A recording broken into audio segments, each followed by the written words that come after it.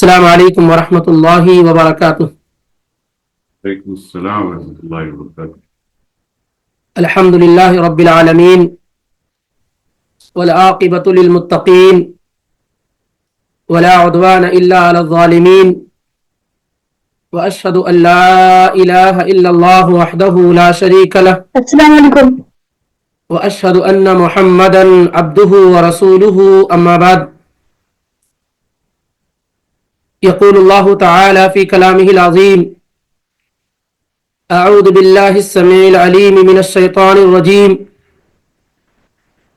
شهر رمضان الذي أنزل فيه القرآن هدى للناس وبينات من الهدى والفرقان فمن شهد منكم الشهر فليصم. سبحانك لا علم لنا إلا ما علمتنا إنك أنت العليم الحكيم۔ اللہ رب العالمین کے خاص فضل و کرم اور اس کی توفیق سے ہم اور آپ اکٹھا اور جمع ہو رہے ہیں علم سیکھنے کی خاطر۔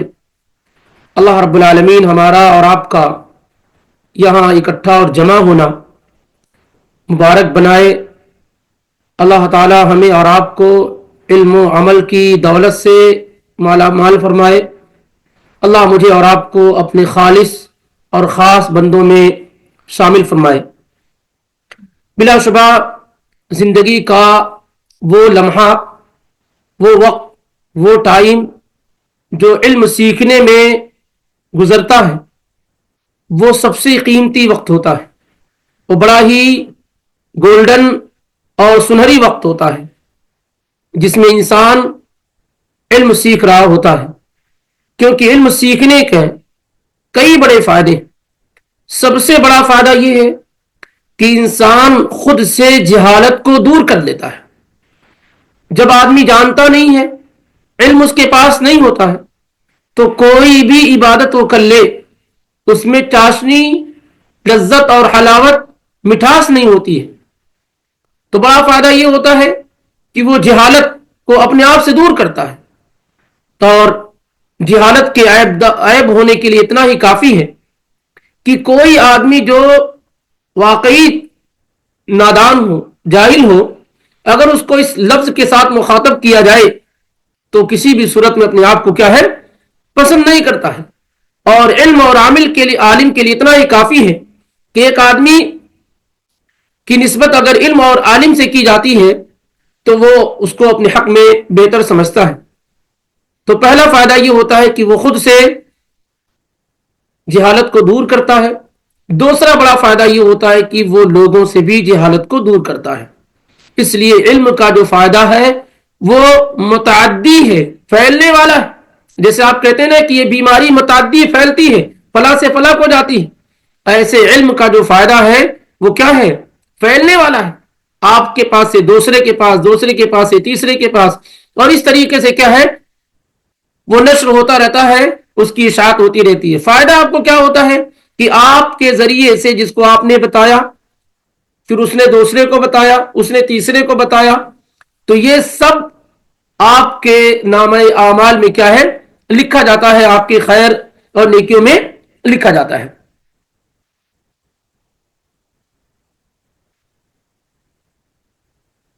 پچھلے کل کے درس میں یعنی جمعرات کے عشاء کے بعد جو درس ہوا، اور اسی طریقے سے ہمارا پچھلے جمعے میں جو درس ہوا، اس میں روزے کے بعض فضائل، مسائل، اور اسی طریقے سے رمضان کی فضیلت، کس طریقے سے رمضان کو یوٹیلائز کریں، کیا ہمارے اہداف اور مقصد ہونے چاہیے رمضان میں، یہ ساری کی ساری چیزیں اللہ رب العالمین کی توفیق سے گزر چکی ہیں۔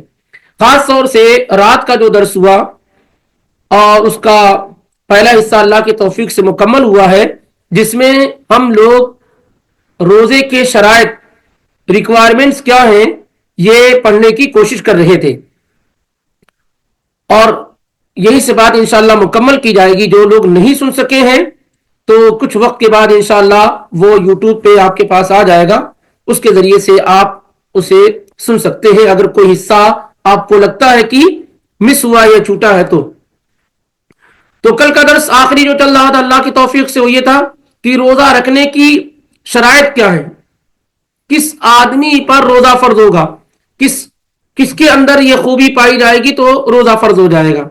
تو اس کے لیے بتایا گیا تھا سب سے پہلی چیز کہ مسلم ہونا، نمبر 2 بالغ ہونا، نمبر 3 عقل مند ہونا، نمبر 4 مقیم ہونا، مسافر نہ ہو، نمبر 5 روزہ رکھنے کی طاقت ہونا. یہ 5 کامن ریکوائرمنٹس ہیں کسی بھی شخص کے لیے. کہنا کہ آپ پر روزہ فرض ہے تو یہ دیکھا جائے گا کہ وہ مسلم ہو، بالغ ہو، عقل مند ہو، مقیم ہو کیونکہ مسافر پہ روزہ نہیں ہے، اور 5ویں چیز کیا ہے کہ روزہ رکھنے کی طاقت اور قوت اس میں ہو. اور 6ٹھی چیز جو عورتوں کے ساتھ خاص ہے وہ یہ کہ حیض اور نفاس سے پاک ہونا. یہ 6 چیزیں ہیں اور اس پر علماء کا اجماع ہے، اس پر تمام علماء کا اجماع ہے کہ کسی بھی شخص کے پر روزہ فرض ہونے کے لیے یہ ریکوائرڈ ہیں، اس کے بغیر اس پر روزہ فرض نہیں ہوگا. جیسے کوئی ایسا ہو کہ ساری شرطیں پائی جا رہی ہیں، جیسے مسلم بھی ہو، عقل مند بھی ہو، بالغ بھی ہو، مقیم بھی ہو اور روزہ رکھنے کی طاقت بھی ہو، لیکن عورت ایام سے ہو تو اس پر روزہ فرض نہیں ہے، اس پر روزہ فرض نہیں ہے. اسی طریقے سے مثال کے طور پر کوئی شخص ہے جو مسلم بھی ہے، بالغ بھی ہے، طاقت اور قوت بھی رکھنے والا ہے روزے پر، مقیم بھی ہے، لیکن عقل نہیں ہے اس کے پاس، مجنون اور دیوانہ، سوجھ بوجھ نہیں ہے، ہوش حواس نہیں ہے اس کو، تو ایسے آدمی پر روزہ فرض نہیں ہے. یہ مطلب ہوتا ہے روزہ کے شروط کا، یعنی شروط الصیام جس کو کہتے ہیں کہ روزہ کی ریکوائرمنٹس یا کنڈیشنز یہ ہیں. اگر یہ ہیں تو آپ پر روزہ کیا ہے؟ فرض ہو گیا. آپ دیکھیے کہ آپ مسلم ہیں، آپ بالغ ہیں، آپ عقل مند ہیں، آپ مقیم ہیں، آپ روزہ رکھنے کی طاقت رکھتے ہیں. اسی طرح سے آپ اگر جو ہے خاتون ہیں تو حیض اور نفاس سے پاک ہیں. اگر یہ ساری کسی چیزیں پائی جا رہی ہیں تو پھر آپ پر کیا ہے؟ روزہ فرض ہو گیا، آپ پر روزہ فرض ہو گیا.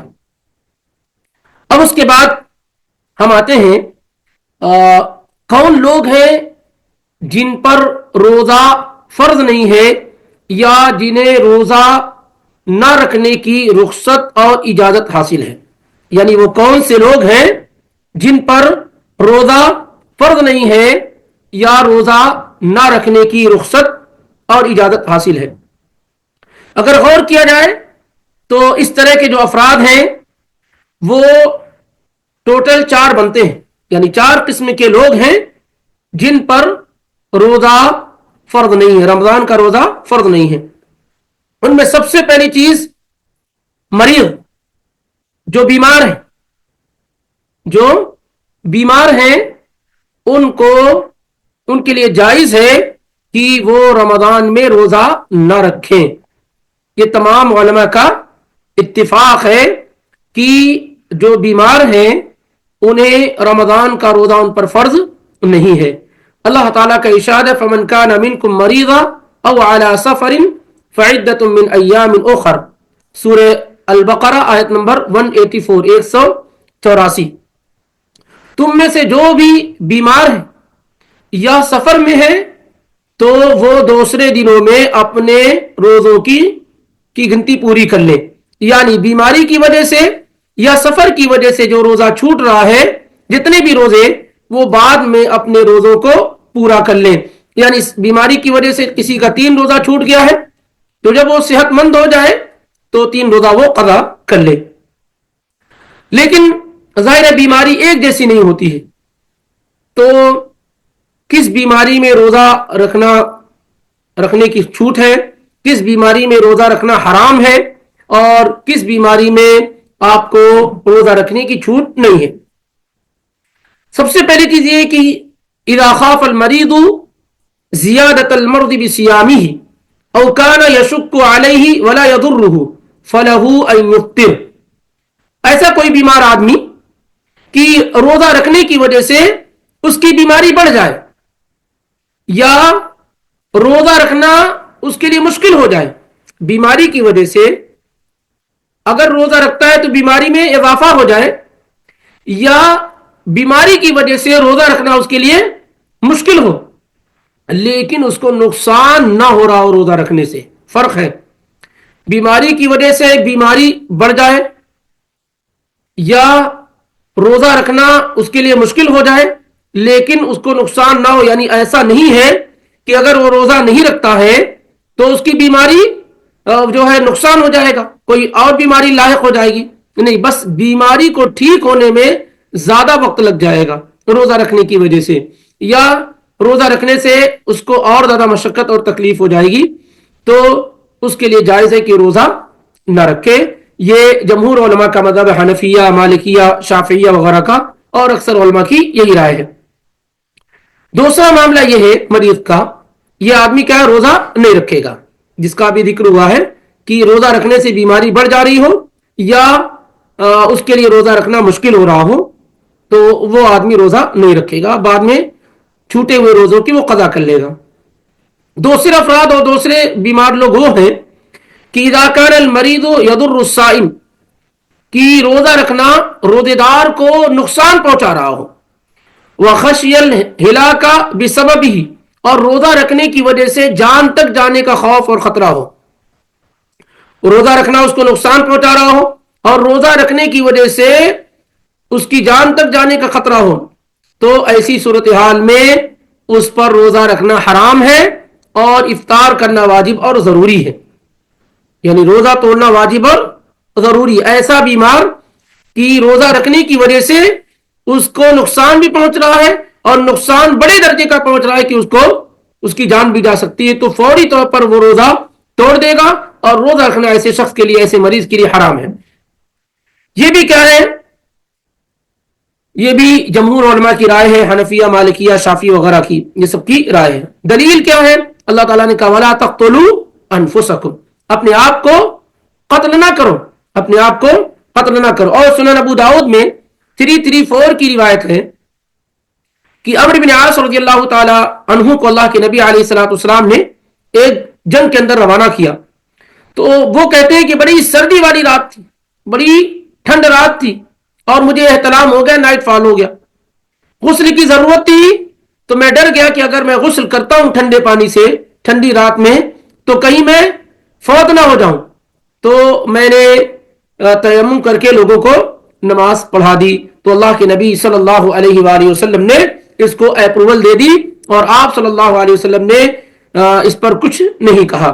تو معلوم یہ ہوتا ہے کہ ایسی صورتحال میں کہ اگر روزہ رکھنا اس قدر خوفناک آپ کے لیے ہو تو روزہ توڑنا آپ کے لیے کیا واجب اور ضروری ہے۔ تیسری چیز یہ ہے مریض کی کہ مرض جو ہے بالکل ہلکا پھلکا ہو، کہ روزہ رکھنے سے کسی بھی چیز میں اضافہ نہ ہو، یعنی نہ پریشانی بڑھ رہی ہو نہ اور کچھ ہو، جیسے کسی کو معمولی کھانسی آ رہی ہو، کسی کو زکام ہو، اس طرح کی چیزوں میں کہ روزہ رکھنے سے کوئی فرق نہیں پڑ رہا ہے، تو اور یہ بیماری کہیں بھی نہیں جاتی ہے، تو ایسے شخص پر کیا ہے واجب اور ضروری ہے کہ وہ روزہ رکھے۔ یہ نہیں کہے کہ مجھ کو تو کھانسی آ رہی ہے یا اسی طرح سردی ہوئی ہے تو میں روزہ نہیں رکھوں گا، کیونکہ ایسی صورتحال میں روزہ رکھنے میں کوئی مشقت اور تکلیف اور پریشانی نہیں، نہ ایسے آدمی کا شمار بیمار لوگوں میں ہوتا ہے، تو پھر ایسے شخص کو کیا ہے روزہ رکھنا واجب اور ضروری ہے۔ اب ایک معاملہ آتا ہے، بیمار کی ایک اور قسم ہوتی ہے، چوتھی قسم، یہ وہ بیمار لوگوں کا ذکر ہو رہا ہے جو موقتاً بیمار ہیں، لیکن کچھ لوگوں کا مرض اور بیماری ایسی ہے لا یرجا بروہ، جن کے ٹھیک ہونے کی کوئی امید نہیں، مستقل کنٹینیو بیمار رہتے ہیں اور آگے ٹھیک ہونے کی کوئی امید نہیں ہے اور روزہ رکھنے کی طاقت ان میں نہیں ہے، تو ایسے مریض کیا کریں گے؟ فَإِنَّهُ يُطْعِمُ عَنْ كُلِّ يَوْمٍ مِسْكِينًا، ہر روزے کے بدلے میں ہر دن ایک مسکین کو کھانا کھلا دیں گے، یعنی ہر روزے کے بدلے میں ایک مسکین کو کھانا کھلا دیں گے۔ یہ بھی کیا ہے تمام علماء کا اتفاق ہے کہ ایسے لوگ बूढ़े मर्दों औरत के हुक्म में आ गए, क्योंकि अब बीमारी की वजह से उनमें ये ताकत और कुव्वत नहीं है कि वो रोजा रख सके, तो वो लोग क्या है, हर रोजे के बदले में एक मिस्कीन को खाना खिला देंगे। तो ये पहली किस्म थी जिनको रोजा ना रखने की रुख्सत और इजाजत हासिल है, और वो है मरीज। और बताया गया कि मरीज की कई कंडीशन हो सकती है। एक कंडीशन में रोजा रखना जरूरी है, जैसे कि मर्ज यसीर, हल्का फुल्का मर्द, किसी को खांसी है, जुकाम वगैरह। दूसरी सूरत बताई गई कि रोजा रखने की वजह से बीमारी के बढ़ जाने का खौफ और खतरा हो, और इसी तरीके से उसको मुश्किल भी हो रही हो, तो ऐसे आदमी को इख्तियार है कि वो रोजा न रखे और दूसरे दिन में रोजा पूरा कर ले। तीसरा ये कि रोजा रखना उसके लिए खतरे का सबब हो, तो ऐसे शख्स पर वाजिब और जरूरी है कि वो रोजा तोड़ दे, और रोजा रखना उसके लिए हराम है। और चौथा बताया गया कि बहुत सारे लोग ऐसे हैं जो यानी ऐसी बीमारी में मुब्तला हो गए, शफाहुमुल्लाह, कि वो ठीक नहीं हो सकते हैं, जो डॉक्टर की रिपोर्ट है। जैसे बहुत सारे लोग जो शुगर वगैरह के मरीज हैं, टाइप 1 में है मिसाल के तौर पर, तो अब उनके लिए 2 से 3 घंटा ही अगर कुछ नहीं खाते पीते तो मसला बहुत बड़ा हो जाता है। हालांकि एज कम भी हो सकती है, लेकिन अब ये ऐसी बीमारी उनके साथ है कि इस बीमारी के साथ वो रोजा नहीं रख सकते, और आइंदा इसके ठीक होने की उम्मीद भी नहीं है, तो वो हर दिन के बदले में एक मिस्कीन को खाना खिला देंगे। दूसरे लोग जिनको रोजा ना रखने की रुख्सत और इजाजत है, वो मुसाफिर है। मुसाफिर को रोजा ना रखने की रुख्सत और इजाजत है, ये उलमा का इत्तिफाक है। क्यों? क्योंकि अल्लाह ताला ने क्या कहा, फमन कान मिनकुम मरीदन औ अला सफरिन फइद्दतुम मिन अय्यामिन उखर। ये 2 बड़े अहम रीजन में से एक है कि जो आदमी मुसाफिर हो तो वो रोजा ना रखे और दूसरे दिनों में अपने रोजे को मुकम्मल कर ले।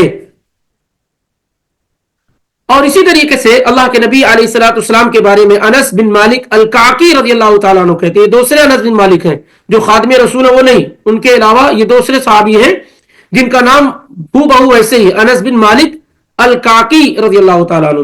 वो कहते हैं कि मैं अल्लाह के नबी सल्लल्लाहु अलैहि वसल्लम के पास आया, सफर का मौका है, तो आपने मुझे खाने के दस्तरखान पर बुलाया। मैं जब हाजिर हुआ तो मैंने कहा, अल्लाह के नबी मैं तो रोजे से हूं। तो आपने फरमाया मुझसे करीब हो जाओ।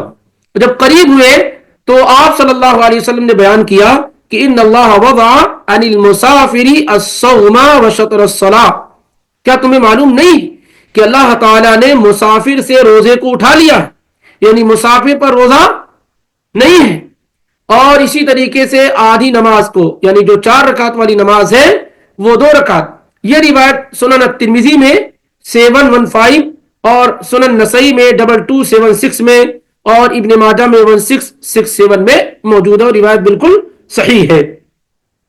तो इससे मालूम होता है कि सफर में होना ये बड़ा रीजन है जिससे आप पर रमजान का रोजा जरूरी नहीं रह जाता है। अलबत्ता यह कि सफर की कंडीशन 2 तरह की हो सकती है। एक तो यह कि सफर में आप हैं और रोजा रखना आपके लिए क्या है, मुश्किल हो रहा हो, मशक्कत है, तकलीफ है, आप पर परेशानी बढ़ जा रही है, तो तमाम उलमा का इत्तिफाक है कि आप रोजा नहीं रखेंगे। जैसे बहुत सारे लोग जो रोजा रख करके उम्रा वगैरह करना, खासतौर से रमजान वगैरह में इस कदर रश और भीड़ होती है, कभी कभी फैमिली के साथ भी होते हैं, तो यकीनी तौर पर रोजा रखना ऐसे लोगों के लिए क्या है, इंतहाई मुश्किल होता है। तो ऐसे लोगों के लिए तमाम उलमा का इत्तिफाक है कि जब रोजा रखने, सफर में रोजा रखने की वजह से मशक्कत और तकलीफ बढ़ जाए तो फिर रोजा नहीं रखा जाएगा। तमाम उलमा का इत्तिफाक है। और अगर कोई रखता है तो वो असल में अल्लाह उसके रसूल की नाफरमानी करने वाला है। एक सफर के मौके पर अल्लाह के नबी अलैहिस्सलाम ने कहा था, उलाइकल उसात, ये लोग जो सफर में रोजा रखे हुए हैं और अपने आप को मशक्कत और तकलीफ में डाले हुए हैं, असल में ये लोग गुनहगार हैं। ये लोग क्या है, गुनहगार हैं, क्योंकि अल्लाह और उसके रसूल सल्लल्लाहु अलैहि वसल्लम की मुखालिफत करने वाले। जब अल्लाह ताला ने इजाजत दे दी है, अल्लाह के रसूल की जानिब से इजाजत है, फिर उसके बावजूद रोजा रखने पे डटे रहना, जमे रहना कि नहीं हम रोजा रखेंगे। भाई आप रोजा किसके कहने पे रख रहे हो, अल्लाह के कहने पे, रसूल के कहने पे रोजा रख रहे हैं। जब सफर में अल्लाह और उसके रसूल ही आपको कह रहे हैं कि आप रोजा ना रखो, तो आप रोजा रख करके अल्लाह उसके रसूल की फरमाबरदारी कर रहे हैं या नाफरमानी कर रहे हैं। ये रिवायत जो मैं अभी जिक्र कर रहा था, یہ صحیح مسلم میں 1114 کی ہے، جس میں آپ صلی اللہ علیہ وسلم نے روزہ رکھنے والوں کو کیا کہا؟ اولئک العصاة، یہ لوگ نافرمانی کرنے والے ہیں۔ یہ لوگ کیا ہے؟ نافرمانی کرنے والے ہیں، جو سفر کے ایام میں تکلیف اور مشقت اٹھا کر کے روزہ رکھ رہے ہیں۔ بلکہ اور موقع پر نبی علیہ الصلوۃ والسلام نے کہا، انس بن مالک کی روایت ہے کہ صحابہ میں 2 جماعت تھی، تو کچھ لوگ روزہ رکھے ہوئے تھے، کچھ لوگ روزہ نہیں رکھے ہوئے تھے۔ ابھی بات آئے گی کہ کیوں ایسا ہے۔ پھر تو جو لوگ روزہ نہیں رکھے ہوئے تھے ان لوگوں نے روزہ رکھنے والوں کی خدمت کی، ان کو کھلایا پلایا، ان کی افطار کا انتظام کیا۔ تو اللہ کے نبی علیہ الصلوۃ والسلام نے کہا کہ روزہ نہ رکھنے والے روزہ رکھنے والوں سے اجر میں آگے بڑھ گئے، روزہ نہ رکھنے والے روزہ رکھنے والوں سے اجر میں آگے بڑھ گئے، کیونکہ انہوں نے اللہ تعالیٰ نے ان کو آپشن دیا تھا، چھوٹ دی تھی، اس پر عمل کیا۔ پھر روزے داروں کی خدمت کرنے کی وجہ سے کیا ہے؟ ان کو روزے کا اجر و ثواب بھی مل گیا۔ تو روزہ رکھنے میں اگر مشقت اور تکلیف ہو تو یہ علماء کا اتفاق ہے کہ روزہ نہیں رکھا جائے گا۔ اچھا، دوسری چیز یہ کہ ایسا مسافر کہ لا یشق علیہ الصوم، کہ روزہ رکھنا اس کے لیے مشکل نہ ہو، یعنی سفر کر رہا ہے لیکن سفر میں روزہ رکھنا اس کے لیے مشکل نہیں ہے۔ روزہ رکھنا اور نہ رکھنا دونوں برابر ہے۔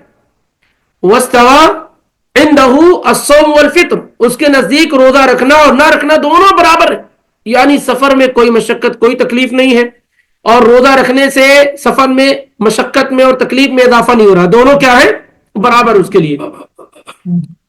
تو اس سلسلے میں علماء کا اختلاف ہے کہ جب دونوں چیز برابر ہیں تو کیا افضل اور بہتر ہے۔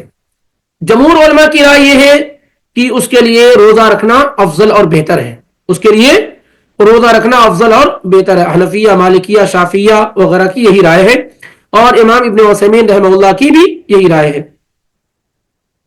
ان لوگوں نے اصل کا اعتبار کیا ہے کہ روزہ رکھنا کیا ہے؟ بہتر ہے۔ دوسری رائے یہ ہے کہ اگر سفر میں روزہ رکھنا نہ رکھنا دونوں برابر ہے تو پھر ایسی صورتحال میں روزہ نہ رکھنا ہی افضل ہے، اور یہ رائے ہے حنابلہ کی اور صحابہ اور تابعین کی ایک جماعت کی، ابن تیمیہ، ابن باز اور شیخ البانی وغیرہ کی سب کی بھی یہی رائے ہے کہ روزہ نہ رکھنا ہی زیادہ بہتر ہے۔ سفر میں اگرچہ مشقت اور تکلیف نہ ہو، روزہ رکھنا اور نہ رکھنا دونوں برابر ہے۔ ان کے دلائل یہ ہے کہ اللہ کے نبی علیہ الصلوۃ والسلام نے کہا، ایک آدمی کو دیکھا گیا سفر میں کہ وہ روزہ رکھے ہوئے تھے، تو گشی کھا کر کے گر گئے، سفر میں تھے اور گشی کھا کر کے گر گئے، تو لوگوں نے سایہ کیا ہوا، اللہ کے نبی صلی اللہ علیہ وسلم نے جب دیکھا تو کہا ما ھذا، یہ کیا ہے؟ تو لوگوں نے بتایا اللہ کے نبی یہ روزے دار ہیں۔ تو آپ صلی اللہ علیہ وسلم نے فرمایا لیس من البر الصوم فی السفر، نیکی کا کام نہیں ہے سفر میں روزہ رکھنا، سفر میں روزہ رکھنا یہ نیکی کا کام نہیں، کیونکہ ہر آدمی کام کیا کرتا ہے؟ کس لیے کرتا ہے؟ کہ نیکی ملے، اس کو ثواب ملے، اجر ملے۔ تو آپ نے کہا سفر میں روزہ رکھنا یہ نیکی کا کام نہیں ہے۔ یہ بخاری کی روایت ہے 1946 اور مسلم میں 1115 کی۔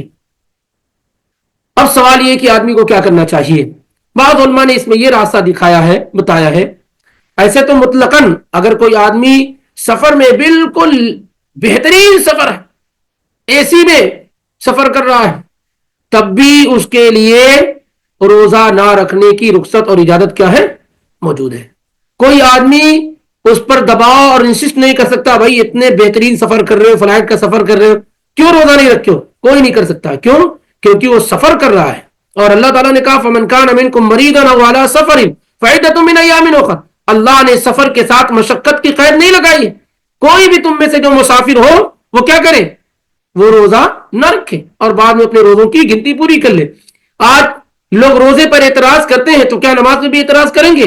بھائی نماز آپ قصر پڑھیں گے کہ نہیں پڑھیں گے؟ تو آج سفر میں تو کوئی مشقت نہیں، کوئی تکلیف نہیں، تو پھر آپ کو جو ہے قصر بھی نہیں کرنا چاہیے، جبکہ اللہ کے نبی علیہ الصلوۃ والسلام نے سفر میں کبھی پوری نماز نہ پڑھی اور نہ ہی پڑھائی ہے۔ لیکن اگر کوئی آدمی اپنے بارے میں خوف محسوس کرتا ہو کہ میں بعد میں روزہ نہیں رکھ پاؤں گا، اور اس کو اپنی کمزوری کا احساس ہو، تو ایسا آدمی کیا ہے؟ ایسے آدمی کے حق میں بہتر ہے کہ وہ روزہ رکھ لے جب روزہ رکھنا اور نہ رکھنا سفر میں اس کے لیے برابر ہو, اور اگر مشقت اور تکلیف بڑھ رہی ہو تو پھر روزہ نہیں رکھا جائے گا. کچھ لوگ کہتے ہیں کہ جیسے سفر کر رہے ہیں اور اپنی گاڑی سے سفر کر رہے ہیں, بڑا مریح ہے, آرام دہ معاملہ ہے, تمام صورتحال میں جائز اور درست ہے کہ ایسا آدمی کیا ہے, روزہ نہ رکھے. ایسے ہی کچھ لوگ ایسے ہیں جو مستقل سفر کرتے رہتے ہیں, کام ہی ان کا ہے, تو ایسے لوگوں کا کیا حکم ہے؟ نبی علیہ الصلوۃ والسلام کے پاس ایک صحابی آئے تو آپ صلی اللہ علیہ وسلم نے کہا اسے کہ تم چاہو تو روزہ رکھو اور چاہو تو نہ رکھو, چاہو تو رکھو اور چاہو تو نہ رکھو. یعنی وہ شخص جو زیادہ سفر کرتے تھے اور سفر میں کوئی مشقت اور تکلیف نہیں ہے, تو آپ صلی اللہ علیہ وسلم نے کہا کہ چاہو تو روزہ رکھو اور چاہو تو نہ رکھو. اب اس سلسلے میں تیسرے افراد جن کو روزہ نہ رکھنے کی رخصت اجازت ہے, ایک تو مریض, دوسرے مسافر. تیسرے کون لوگ ہیں؟ الکبیر والعجوز, بوڑھے مرد و عورت. بوڑھے مرد و عورت جو روزہ رکھنے کی طاقت نہیں رکھتے ہیں, ایسے لوگوں کو رخصت اور اجازت ہے کہ وہ روزہ نہ رکھیں, وہ روزہ نہ رکھیں جو روزہ رکھنے کی طاقت نہیں رکھتے ہیں. یہ اس پر تمام علماء کا اجماع ہے.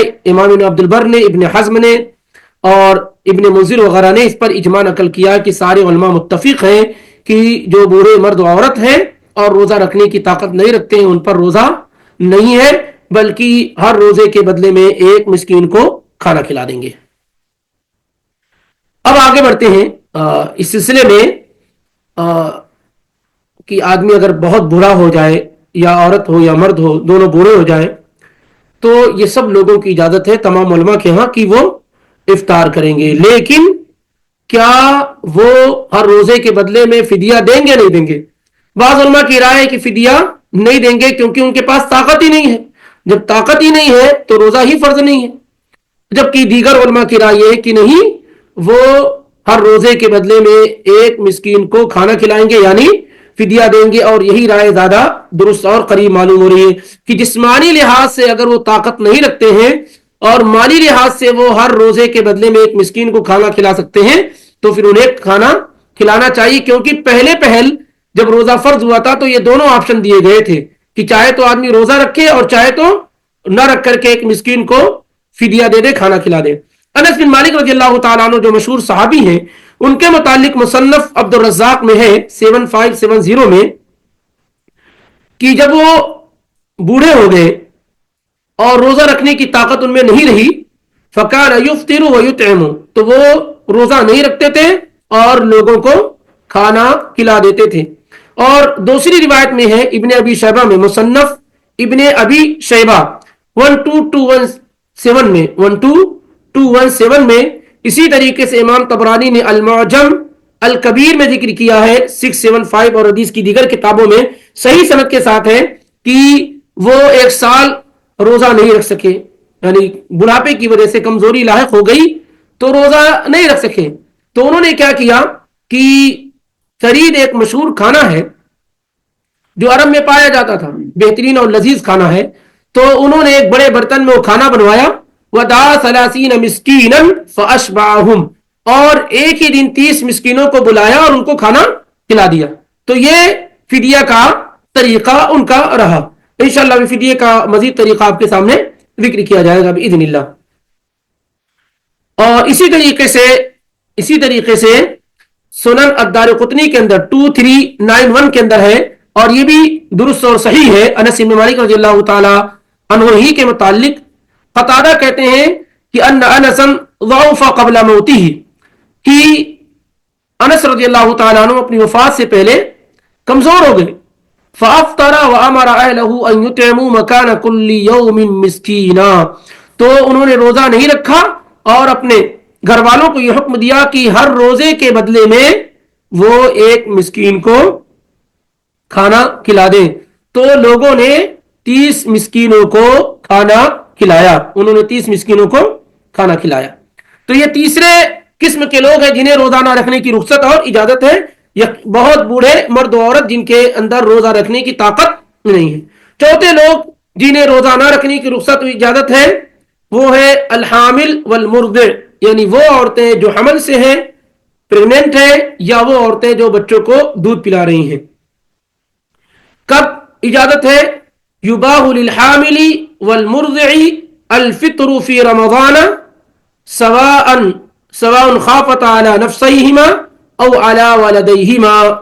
अगर दूध पिलाने वाली खातून को या हमल वाली खातून को अपने आप पर या अपने बच्चे पर खौफ महसूस हो रहा हो रोजा रखने की वजह से, कि रोजा रखने की वजह से बच्चे को या खुद उनके आप को नुकसान पहुंच रहा हो, तो उलमा का इत्तिफाक है कि ऐसी औरतें रोजा नहीं रखेंगी, ऐसी औरतें रोजा नहीं रखेंगी। इस पर क्या है? इत्तिफाक है। अगर नुकसान हो रहा हो तो बच्चे को या खुद उनको, इस पर क्या है? इत्तिफाक है। और इस सिलसिले में जो दलील मौजूद है वो सुनन तिरमिजी में 715, नसई में 2276 और इब्न माजा में 1667 में जो अभी रिवायत पेश की गई है कि मुसाफिर के सिलसिले में वही है, वानिल हामिली वल मुर्दी अस्सौम औ इस्सियाम। इसी तरीके से अल्लाह ताला ने हामिला यानी हमल वाली औरत और दूध पिलाने वाली औरत से रोजे को उठा लिया है, यानी रोजा उन पर फर्ज और जरूरी नहीं है।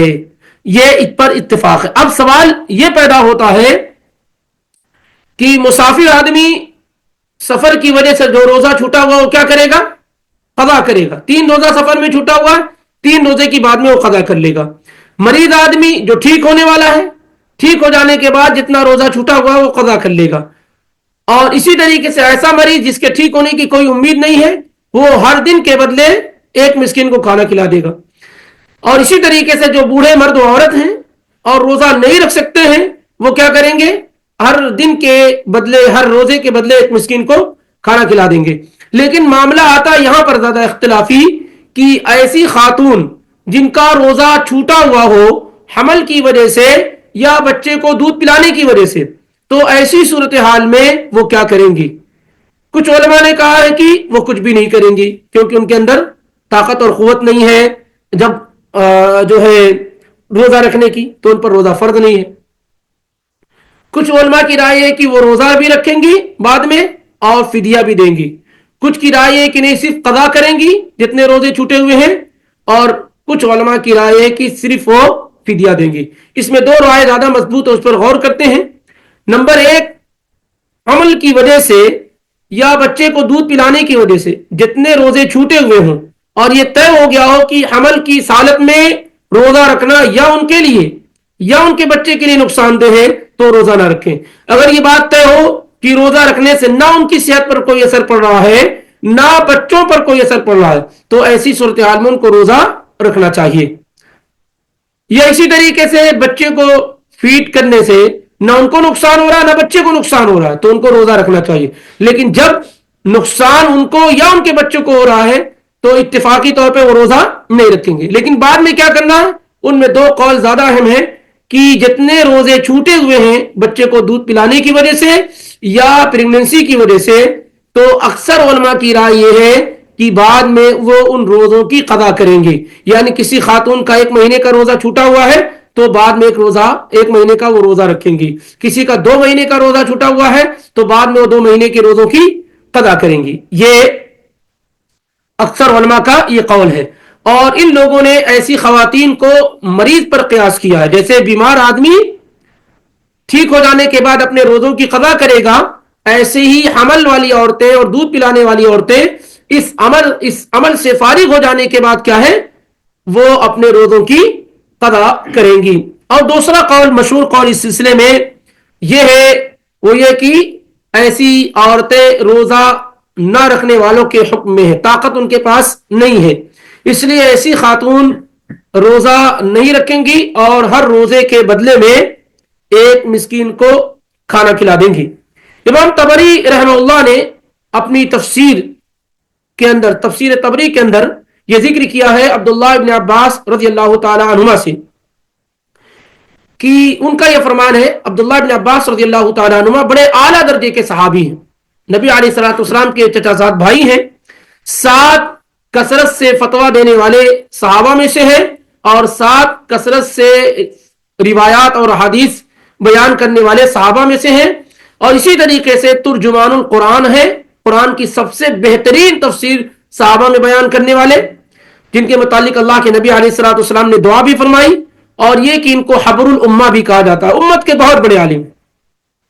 ان کا کہنا یہ ہے، ان کا ارشاد ہے کہ اذا خافت الحامل على نفسها والمرضع على ولدها، جب حمل والی عورت اپنے آپ پر اور دودھ پلانے والی عورت اپنے بچے پر خوف محسوس کر رہی ہو، فی رمضان میں، کہ اگر وہ روزہ رکھتی ہے تو حمل کو نقصان ہوگا، اس کو نقصان ہو رہا ہے، یا دودھ پلانے کی وجہ سے، نہ پلانے کی وجہ سے بچوں کو نقصان ہو رہا ہے، تو کہتے ہیں کہ یفطرانی، یہ دونوں قسم کی عورتیں، حمل والی اور دودھ پلانے والی، دونوں کیا کریں گی؟ یفطرانی، روزہ نہیں رکھیں گی، ویطعمانی مکان کل یوم مسکینا، اور ہر روزے کے بدلے میں ایک مسکین کو کھانا کھلا دیں گی، ولا یقضیانی صوما، اور روزوں کی وہ قضا نہیں کریں گی.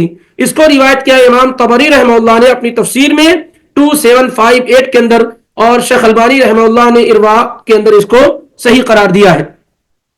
ایسی ہی ایک دوسری روایت عبداللہ بن عباس رضی اللہ تعالیٰ عنہما ہی سے، ان کے شاگرد سعید بن جبیر کہتے ہیں کہ ابن عباس رضی اللہ تعالیٰ عنہما کے پاس ایک لوڈی تھی جو حمل کی حالت میں تھی یا بچے کو دودھ پلا رہی تھی. عبداللہ بن عباس رضی اللہ تعالیٰ عنہما کے پاس ایک لوڈی تھی جو حمل کی حالت میں تھی یا بچے کو دودھ پلا رہی تھی. تو عبداللہ بن عباس رضی اللہ تعالیٰ عنہما نے ان سے کہا کہ تم ان لوگوں میں سے ہو جو روزہ رکھنے کی طاقت نہیں رکھتے ہیں، تم کیا کرو کہ روزہ نہ رکھ کر کے فدیہ نکال دو ہر روزے کے بدلے میں. اس کو بھی امام طبری نے ذکر کیا ہے 2759 میں، اور امام دارقطنی رحمہ اللہ نے السنن الکبریٰ کے اندر 2382 کے اندر، اور اس کی سند بھی صحیح ہے. اسی طریقے سے ایک دوسرے صحابی ہیں عبداللہ بن عباس رضی اللہ تعالیٰ عنہ سے کئی جگہ سے روایت مروی ہے. ایک دوسرے صحابی ہیں، وہ بھی بڑے اعلیٰ درجے کے صحابی ہیں، عبداللہ بن عمر رضی اللہ تعالیٰ عنہ، عبداللہ بن عمر بن خطاب، یہ بھی 7 فتویٰ دینے والے صحابہ میں سے ہیں، 7 کثرت سے حدیث بیان کرنے والے صحابہ میں سے ہیں، اور بڑے ہی جلیل القدر صحابی ہیں.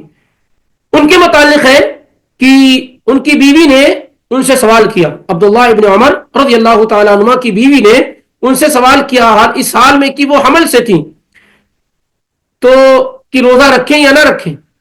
تو عبداللہ ابن عمر رضی اللہ تعالیٰ عنہ نے کہا افطری، تم روزہ نہ رکھو، افطار کرو، وَأَطْعِمِي عَنْ كُلِّ يَوْمٍ مِسْكِينًا، اور ہر روزے کے بدلے میں ایک مسکین کو کھانا کھلا دو، وَلَا تَقْضِي، اور روزوں کی قضا نہ کرو، دوبارہ روزہ رکھنے کی ضرورت نہیں ہے. اس کو روایت کی امام دارقطنی نے السنن الکبریٰ کے اندر 2388 کے اندر، اور اس طریقے سے اور روایات موجود ہیں. تو یہ جو معاملہ ہے کہ ایک ہمارے پاس 2 آپشن ہے زیادہ مشہور اور اہم، ایک تو ایسی عورتیں قضا کریں یعنی بعد میں روزہ رکھیں، یا پھر ایسی عورتیں کیا کریں کہ مسکین کو کھانا کھلا فدیہ دیں. اس میں کیا طریقہ ہونا چاہیے؟ اس میں 2 طریقے ہیں، کبھی پہلے قول کو اور کبھی دوسرے قول کو اختیار کیا جا سکتا ہے. جیسے اب بہت ساری خواتین ایک بچے کے بعد کئی سال تک فل اسٹاپ، اب بچے نہیں ہونے یا بچے نہیں چاہیے، تو ظاہر ہے ایسی عورتوں کے لیے بعد میں روزوں کی قضا کرنا کوئی مشکل نہیں ہے. 1.5 سال کے بعد وہ فارغ ہو جائیں گی تو روزوں کی قضا کر لیں گی. میں اس کا مطلب یہ نہیں کہ شریعت آپ کو الاؤ کرتی ہے کہ آپ بچے نہ رکھیں، وہ ایک الگ مسئلہ ہے. لیکن اگر کوئی ایسے جیسے بہت سارے کے یہاں سیزیرین سے بچے ہو رہے ہیں تو 4 سال تک کا گیپ ہے، تو اس کا مطلب یہ ہے کہ بڑی آسانی کے ساتھ بعد میں روزوں کی قضا کر سکتی ہیں. تو جن کے لیے روزوں کی قضا کرنا ایزی اور آسان ہو وہ قضا کر لے، یہ زیادہ بہتر ہے. لیکن جو الحمدللہ نبی صلی اللہ علیہ وسلم کی سنت کو زندہ کرتے ہوئے اور ہر دن ہر زیادہ سے زیادہ کلمہ گو کی تعداد میں اضافہ کے لیے کہ میں اللہ کے نبی صلی اللہ علیہ وسلم قیامت کے دن مجھ پر فخر کر سکیں، میں اللہ کے رسول صلی اللہ علیہ وسلم کی محبوب امتیوں میں میرا شمار ہو سکے، اللہ کے پیغمبر مجھے شاباشی دیں قیامت کے دن. اگر کوئی خاتون یہ چاہتی ہوں یا اسی طریقے سے ان کے شوہر یہ چاہتے ہوں کہ کثرت اولاد کی بنیاد پر قیامت کے دن ان پر فخر کیا جائے، اللہ کے نبی صلی اللہ علیہ وسلم پر کو فخر کا موقع دیا جائے، تو اگر کوئی آدمی ایسا کرتا ہے اور وہ یعنی گیپ اور اسپیس نہیں دیتا ہے تو ظاہر ہے ایسی صورتحال میں کیا ہے گیپ اور اسپیس جو نیسیسری اور ضروری اس کے علاوہ. تو ایسی صورتحال میں مثال کے طور پر ایک عورت حمل سے ہوئی پھر بچوں کو فیڈ کی پھر کچھ دنوں کے بعد کیا پھر دوسرا بچہ ہو گیا تو پھر وہ روزوں کی قضا کب کرے گی؟ روزوں کی قضا کب کرے گی؟ جیسے عام طور سے پہلے ہوتا تھا کہ ہر بچے میں کیا زیادہ سے زیادہ 1.5 سے 2 سال کا ڈسٹینس ہوتا تھا. ابھی ہوتا ہے نا کہ ایک بچہ چھوٹا اور دوسرا بچہ بہت بڑا ہو جاتا ہے. لیکن پہلے عام طور سے ایسے ہوتا جو ڈسٹینس ہوتے تھے جو فرق ہوتے تھے وہ کم ہوتے تھے. آپ حسن حسین میں کیا جانتے ہیں کتنا فرق ہے دونوں میں؟ حسن اور حسین رضی اللہ عنہما میں کیا فرق ہے؟ 1 سال کا بھی فرق نہیں ہے. 1 سال کا بھی کیا ہے گیپ اور فرق نہیں. تو ظاہر ہے کہ اس زمانے میں یا عام طور سے جہاں بھی مہذب گھرانہ ہوگا دیندار گھرانہ ہوگا وہ اس پر کیا ہے ضرور توجہ کریں گے کیونکہ کثرت اولاد دنیا کے اندر اور آخرت کے اندر یہ صرف نفع کا سودا ہے. صرف نفع کا سودا. ایک بچہ جب دیکھیں کسی کو مسلمان بنانا یہ ایزی اور آسان نہیں. آپ کوشش کر رہے ہو سکتا ہو مسلم ہو سکتا نہ ہو لیکن وہ مسلم ہو گیا تو اس کی ساری عبادت کا ثواب آپ کو ملے گا اور اس کی عبادت میں کمی نہیں ہوگی. اس لیے اس پر بھی کوشش کرتے رہے. لیکن دوسرا جو بڑی آسانی کے ساتھ ہو گیا ایک آپ کے ذریعے سے ایک مسلم پیدا ہو گیا ایک کلمہ گو پیدا ہو گیا سبحان اللہ نیکیوں کا میٹر آپ کا کیا ہے آن ہو گیا. جب تک وہ ہے سب نیکیاں اس کی آپ کو ملتی رہتی ہیں اس کی نیکیوں میں کوئی کمی بھی نہیں ہوتی ہے. بہرحال تو دوسری شکل و صورت جو میں بتا رہا تھا کہ اگر ایسا ہو کہ بچے زیادہ ہو رہے ہوں اور الحمدللہ یہی ہونا چاہیے یہی مقصود ہے شریعت میں تو پھر ایسی صورتحال میں جب عورت کے پاس آپشن نہ ہو روزوں کی قضا کرنے کا تو ایسی عورتیں ہر روزے کے بدلے میں ایک مسکین کو کھانا کھلا دیں. انشاءاللہ یہ ان کے لیے کافی ہو جائے گا جیسا کہ 2 عظیم صحابہ عبداللہ ابن عباس اور عبداللہ ابن عمر رضی اللہ تعالیٰ عنہما کا فتویٰ ہے. اور یہ بات یاد رکھیں کہ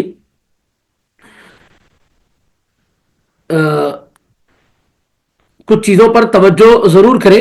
بچوں کو فیڈنگ کے متعلق جو شروع کے 4-5 مہینے ہوتے ہیں وہ بڑے اہم ہوتے ہیں جیسا کہ میڈیکل سائنس کہتی ہے.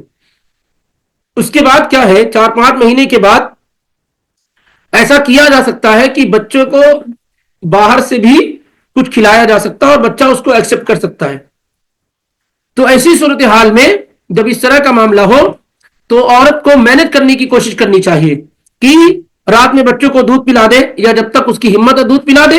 باقی یہ ہے کہ وہ باہر کے دودھ وغیرہ کے ذریعے سے بچے کی خوراک کا انتظام کرے اور روزہ رکھے. جب خاص طور سے 4-5 مہینے بتایا جاتا ہے کہ یہ دودھ پلانا زیادہ ضروری ہوتا ہے اس کے بعد اس میں تھوڑی گنجائش نکلتی ہے. تو اب ایسا نہیں کہ پورے 2 سال تک دودھ پلا رہی ہے. ظاہر ہے بچے دھیرے دھیرے جب 1 سال 1.5 سال کے ہوتے ہیں دودھ پر وہ کم سے کم ان کی ڈیپینڈنسی کم ہو جاتی ہے. تو جب کم ہو رہی ہے تو ایسے میں کیا ہے روزہ رکھا جا سکتا ہے اور بچوں کو باہر سے بھی کچھ چیزیں کھلائی پلائی جا سکتی ہیں. 2 سال دودھ پلانے کا یہ مطلب نہیں کہ 2 سال تک بچوں کو باہر کی غذا نہیں دی جا سکتی ہے. اس کا صرف مطلب یہ ہے کہ یہ بچے کا حق ہے اور بچے کی اصل خوراک 2 سال تک کیا ہے ماں کا دودھ ہونا چاہیے. تو اور خاص طور سے موجودہ زمانے میں کئی اس طرح کی چیزیں دودھ بچوں کے لیے تیار کیے گئے ہیں اور یہ بات طے بھی ہو گئی ہے کہ وہ ان کے ایج کے اعتبار سے تیار کیا گیا کوئی نقصان بھی نہیں ہے. تو ایسی صورتحال میں یہ ہونا چاہیے باذن اللہ ایسا کرنا چاہیے. یا عمل کی حالت میں ہے اور کچھ وقت میں آپ کو پریشانی ہو رہی ہے کچھ وقت میں پریشانی نہیں ہو رہی ہے تو جن اوقات میں آپ کو پریشانی نہیں ہو رہی ہے ان میں آپ عمل کی ایام میں ہیں تو آپ روزہ رکھ لیں اور جن میں آپ کو پریشانی ہو رہی ہے اس میں آپ روزہ نہ رکھیں. اور جیسا کہ ذکر کیا گیا کہ سچویشن کے اعتبار سے آپ جو ہے قضا کر سکتے ہیں تو قضا کر لیں اور اگر قضا کرنے کے چانسز نہیں ہے تو انشاءاللہ رب العالمین آپ کیا ہے فدیہ دے دیں. فدیہ کے متعلق سب سے بہترین طریقہ یہ ہے کہ کھانا تیار کریں. افطار میں کسی مسکین کو بلا لیں. افطار میں کسی مسکین کو گھر پہ بلا دیں اس کو افطار کرا لیں ہر روزے کے بدلے میں ہر دن کر لیں. ایک طریقہ یہ ہے. دوسرا طریقہ یہ ہے کہ پورے روزے کے لیے جتنا بھی روزہ آپ کا چھوٹا ہوا ہے اسی حساب سے آپ مسکین کو بلا لیں اور اپنے گھر میں کھانا تیار کر کے دے دیں. تیسرا طریقہ یہ کہ آپ گھر میں نہیں بلا رہے کہیں آپ کو معلوم ہے کہ مسکین اویلیبل ہے موجود ہے تو آپ کھانا تیار کر کے وہاں کھانا پہنچا دیں. چوتھا طریقہ یہ ہے کہ اگر یہ سب سے بہترین طریقے جو ذکر کیے جا رہے ہیں، اگر ایسا نہ ہو سکے تو غلے کی شکل میں کھانے کی شکل دی جا سکتی، یعنی کچا چاول، دال اور اس کے ساتھ جو لوازمات ہیں وہ آپ ان تک پہنچا دیں. تو آپ کیا ہے ان تک پہنچا دیں. ایک ٹائم کا کھانا کھلانا ہوتا ہے پیٹ بھر کر کے، ایک وقت کا کھانا کھلانا، یہ ایک روزے کا فدیہ ہے. ایسے ہی 30 روزے کا فدیہ اگر ادا کرنا ہو تو 30 لوگوں کو کھانا کھلانا ہے، یا 30 ٹائم کھانا کا انتظام آپ کو کرنا ہوگا.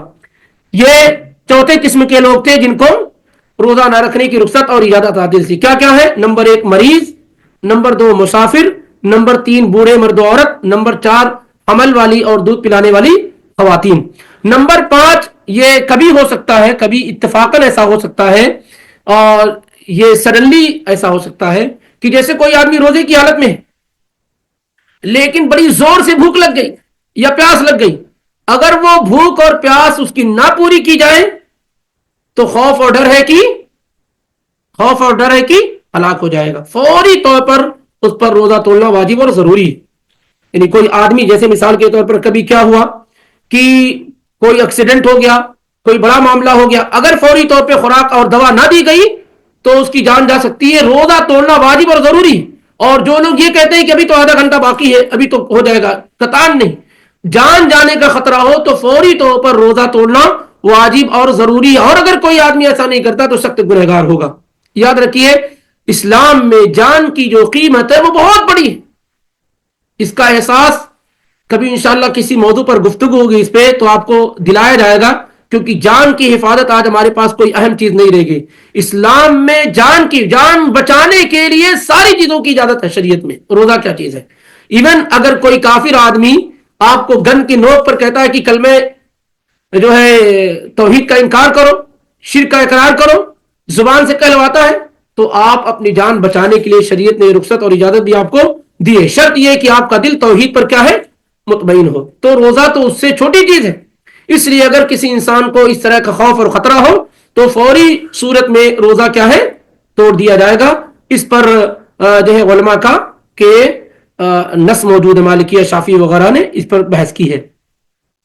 اگر کسی انسان کو روزے پر مجبور کر دیا جائے توڑنے پر، جیسے ابھی تو شرارتیں خاص طور سے ہمارے ملکوں میں بہت ہو رہی ہیں، تو اگر کوئی آدمی زبردستی آپ کو کچھ کھلا دے پلا دے، آپ روزے کی حالت میں ہیں، تو آپ کا روزہ کیا ہے؟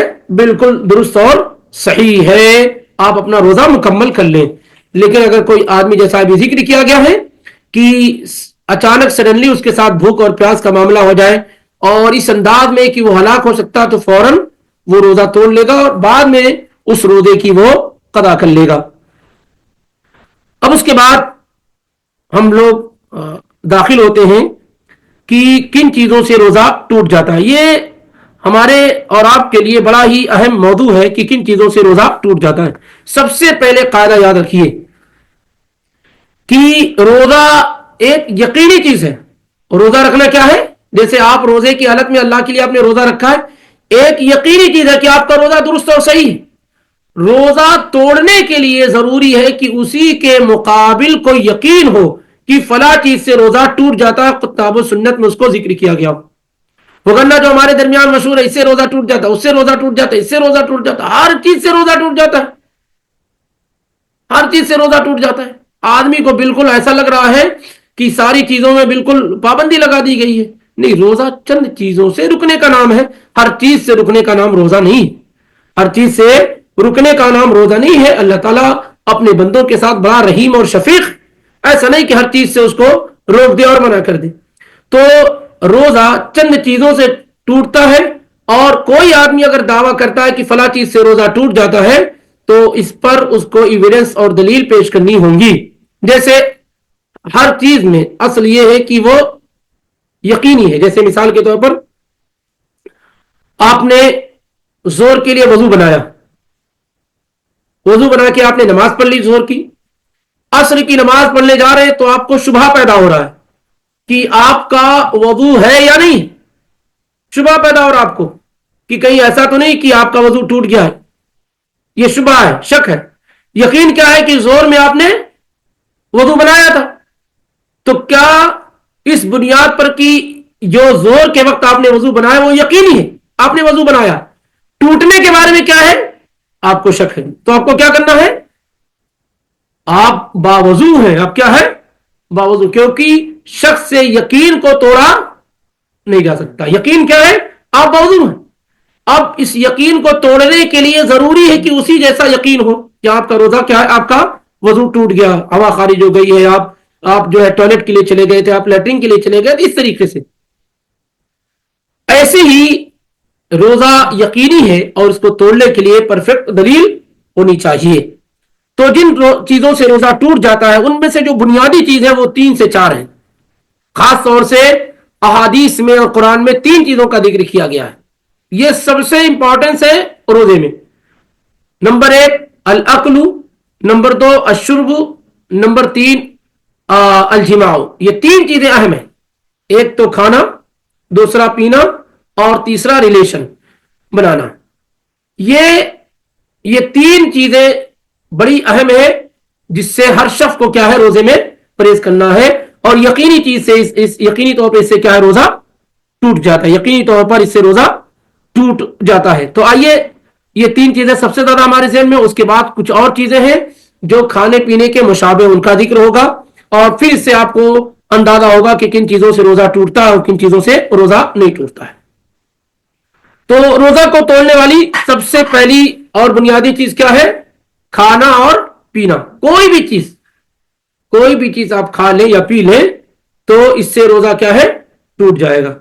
من اکلا او شریبا، جس نے کھایا یا پیا، مما یتغذى به، جس سے غذا حاصل کی جاتی ہے، متعمدا جان بوجھ کر کے، وہ ذاکر لصومه، اور اسے یاد ہو کہ وہ روزے سے ہے، فإن صومه يبطل، تو ایسی صورتحال میں وہ روزہ اس کا ٹوٹ جائے گا، باطل ہو جائے گا۔ دیکھیے کتنی شرطوں کے ساتھ، ایک شرط یہ ہے کہ آپ کھا پی رہے ہیں لیکن آپ کو یاد بھی ہے، اور یہ بھی آپ کو یاد ہے کہ آپ روزے کی حالت میں، اگر آپ کو یاد نہیں کہ آپ روزے کی حالت میں کھا پی لیتے ہیں تو اس سے روزہ نہیں ٹوٹتا، آگے آ رہا ہے۔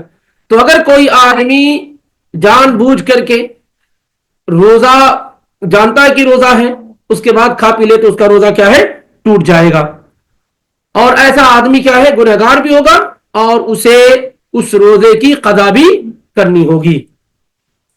اگر کوئی آدمی جان بوجھ کر کے کھا پی لیتا ہے تو کس طریقے سے وہ، اس پر کیا چیزیں ضروری ہوتی ہیں، آئیے اس کو سمجھنے کی کوشش کرتے ہیں۔ اگر کوئی آدمی جان بوجھ کر کھا پی لے تو اس پر 2 چیزیں ضروری ہیں۔ نمبر 1 القضاء، جس دن اس نے کھایا پیا ہے اس دن کی وہ قضا کرے گا، جس دن اس نے کھایا پیا ہے اس دن کی وہ کیا کرے گا قضا کرے گا۔ دوسری چیز یہ ہے کہ ایسا نہیں کہ صبح میں 10 بجے کھا پی لیا تو پورا دن کھاتا پیتا رہے سوچ کر کے کہ روزہ تو ٹوٹ گیا ہے، نہیں، اس کے لیے ضروری ہے کہ وہ بقیہ دن کھانے پینے سے رکا رہے تاکہ رمضان کے مبارک مہینے کی حرمت پامال نہ ہو۔ یہ کہہ کر کے کہ اب تو میں نے کھا ہی لیا ہے، اب تو میں نے پی لیا، میرا روزہ ٹوٹ ہی گیا ہے تو میں پورا دن کھاتا پیتا رہوں، نہیں۔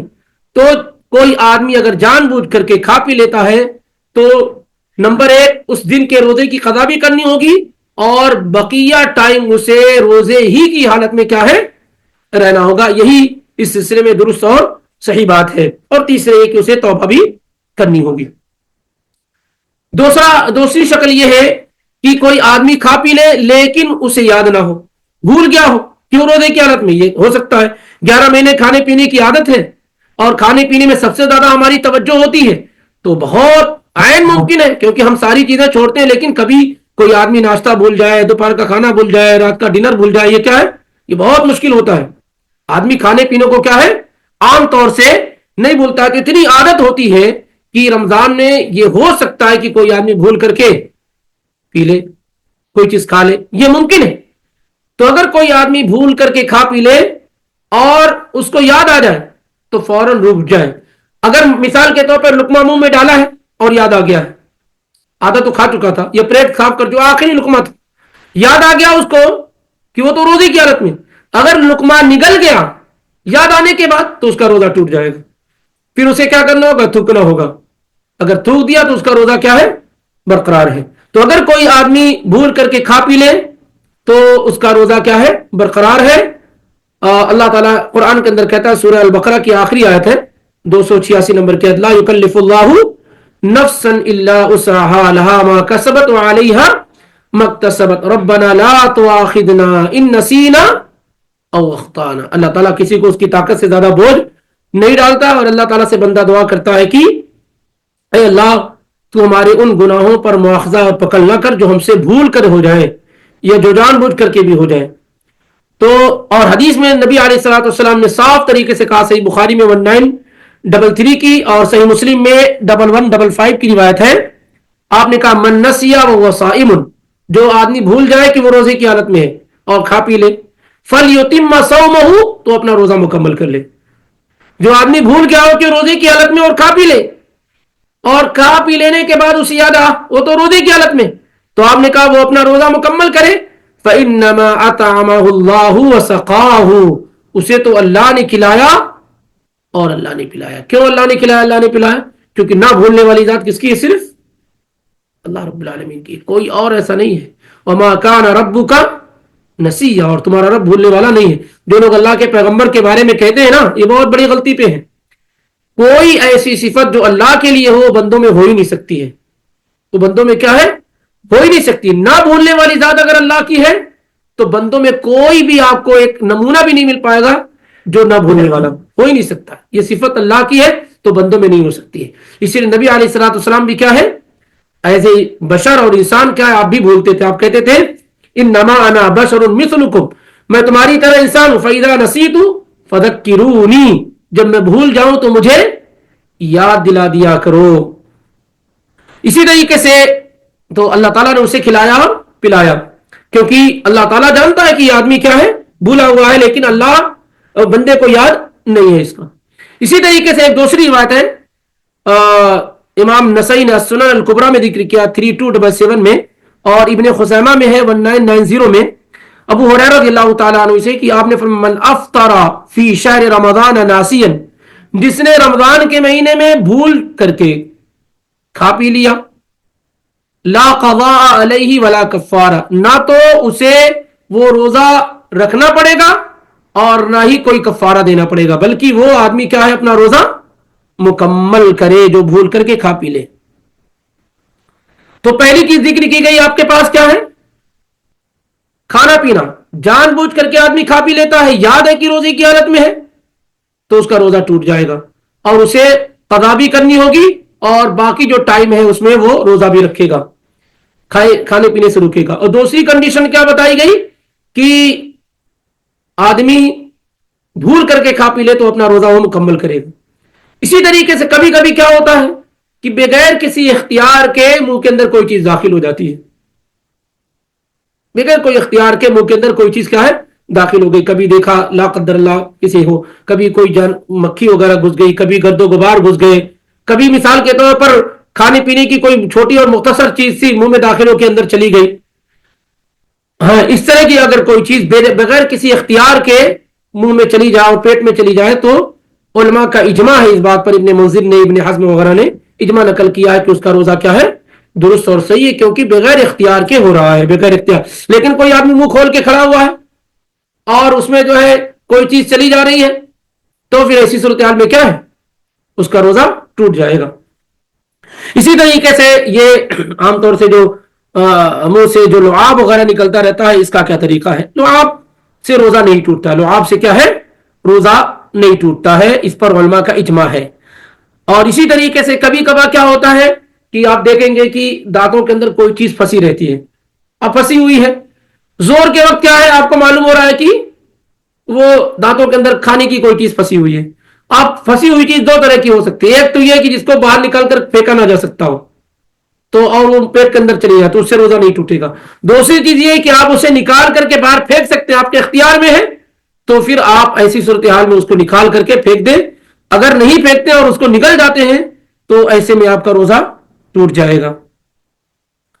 اسی طریقے سے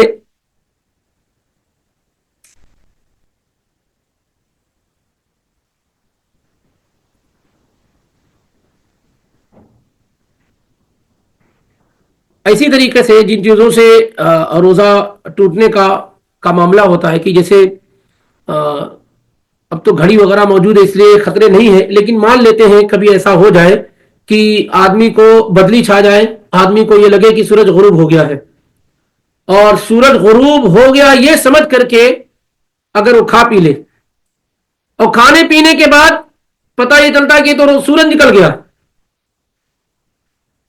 تو کیا اس کا روزہ درست اور صحیح ہوگا یا نہیں ہوگا؟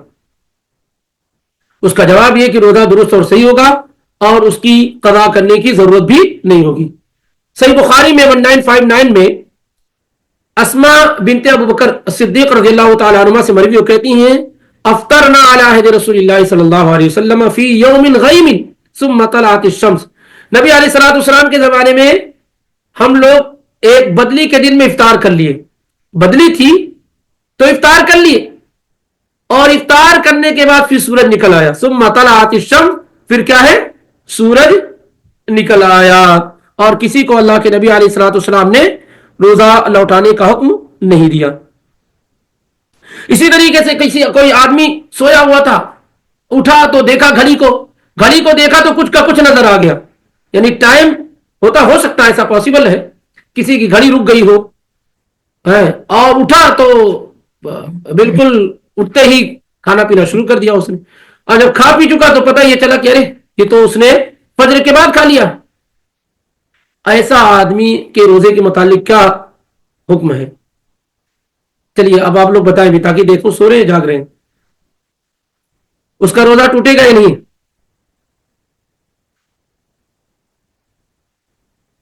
اس کا روزہ، اس کے متعلق علماء کے دو اقوال ہیں، اور پہلا قول یہ ہے کہ اس کا روزہ صحیح ہے اور اس پر کوئی قضا نہیں ہے، اور یہی قول زیادہ درست اور صحیح ہے۔ دوسرا قول یہ ہے کہ نہیں، اس کا روزہ نہیں ہے اور اس کو اس روزے کی قضا کرنی پڑے گی، لیکن زیادہ درست بات یہی ہے کہ اس کا روزہ نہیں ٹوٹا، اس کا روزہ کیا ہے نہیں ٹوٹا، کیونکہ اس سے یہ خطا اور غلطی ہو گئی ہے اور اس پر اس سے مواخذہ اور پکڑ نہیں ہوگی۔ اسی طریقے سے جن چیزوں سے روزہ نہیں ٹوٹتا ہے ان میں سے یہ کہ جیسے کوئی آدمی کھانا بنا رہا ہو اور ضروری ہے کہ وہ چکھے، جیسے گھر میں ضروری ہو یا باہر کوئی آدمی کے لیے ضروری ہو تو چکھ لیتا ہے، چکھ کر کے پھر تھوک دیتا ہے، نکل گیا تو ٹوٹ گیا، لیکن صرف ٹیسٹ لینے کے لیے، جاننے کے لیے نمک صحیح کہ نہیں، اگر ایسا کرنے کے لیے کوئی شخص کیا ہے چکھ کر کے تھوک دے تو اس کا روزہ نہیں ٹوٹے گا۔ امام بہقی رحمہ اللہ نے السنن الکبریٰ میں ذکر کیا ہے 8254 کے اندر عبداللہ بن عباس رضی اللہ تعالی عنہ سے کہ وہ کہتے ہیں کہ روزے دار کے لیے کسی چیز کا چکھنا اس سے روزے پر کوئی اثر نہیں ڈالتا ہے، تو اس سے بھی روزہ کیا انسان کا نہیں ٹوٹے گا۔ خاص طور سے مان لیتے ہیں جو لوگ بڑے بڑے ریسٹورنٹ وغیرہ میں باورچی ہیں، اگر تھوڑا 19-20 ہوا بڑا مسئلہ ہو سکتا ہے۔ اسی طریقے سے بعض خواتین کے شوہر ٹائٹ ہو سکتے ہیں، نمک وغیرہ زیادہ ہو گیا تو پورا مشکل پیدا کر سکتے ہیں، تو ایسے خواتین کو کیا ہے ان تمام لوگوں کو رخصت اور اجازت ہے کہ وہ نمک وغیرہ چکھ لیں اور اس کے بعد اس کو تھوک دیں۔ تو یہ وہ چیز، دو چیز ہو گئی، کھانا اور پینا۔ تیسری چیز یہ ہے کہ اگر کوئی شخص رمضان کی حالت میں، رمضان میں روزے کی حالت میں ریلیشن بنا لے، جمع کر لے، تو ایسی صورتحال میں اس کا روزہ کیا ہے ٹوٹ جائے گا۔ ایسی صورتحال میں اتفاق ہے کہ روزہ کیا ہے ٹوٹ جائے گا اور اس کا روزہ باطل ہو جائے گا، اور اس پر جو چیزیں لازم ہوں گی وہ اس طریقے سے ہوں گی کہ اس دن کے بدلے وہ روزہ بھی رکھے گا، نمبر ایک، اور دوسرے یہ کہ کفارہ بھی ادا کرے گا، وہ روزہ رکھے گا اور کفارہ ادا کرے گا۔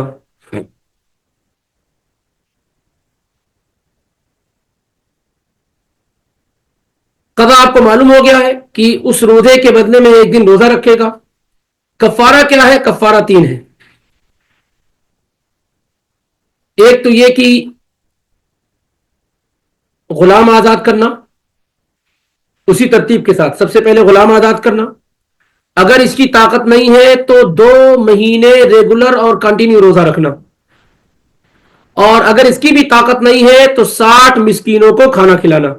صحیح بخاری 1936 اور صحیح مسلم 1111 یعنی 1111 کی روایت ہے، اور روایت اس طریقے سے ہے کہ اللہ کے نبی صلی اللہ علیہ وسلم کے پاس ایک صحابی آئے اور کہنے لگے ہلک تو یا رسول اللہ، اے اللہ کے رسول میں تو ہلاک ہو گیا، برباد ہو گیا۔ تو اللہ کے نبی صلی اللہ علیہ وسلم نے کہا کس چیز نے تمہیں ہلاک کر دیا؟ تو کہنے لگے وقات والا امراتی فی رمضان، میں رمضان میں روزی کی حالت میں اپنی بیوی کے پاس چلا گیا، ریلیشن بنا لیا۔ تو اللہ کے نبی صلی اللہ علیہ وسلم نے کہا کیا تم ایک غلام آزاد کر سکتے ہو؟ کہا نہیں۔ پھر آپ نے کہا 2 مہینے ریگولر روزہ رکھ سکتے ہو؟ کہا نہیں۔ کہا 60 مسکینوں کو کھانا کھلا سکتے ہو؟ کہا نہیں۔ یعنی جو کفارہ اور پینالٹی اور غرامہ آ رہا ان میں سے کچھ ہی کی طاقت نہیں، انتہائی غریب تھے۔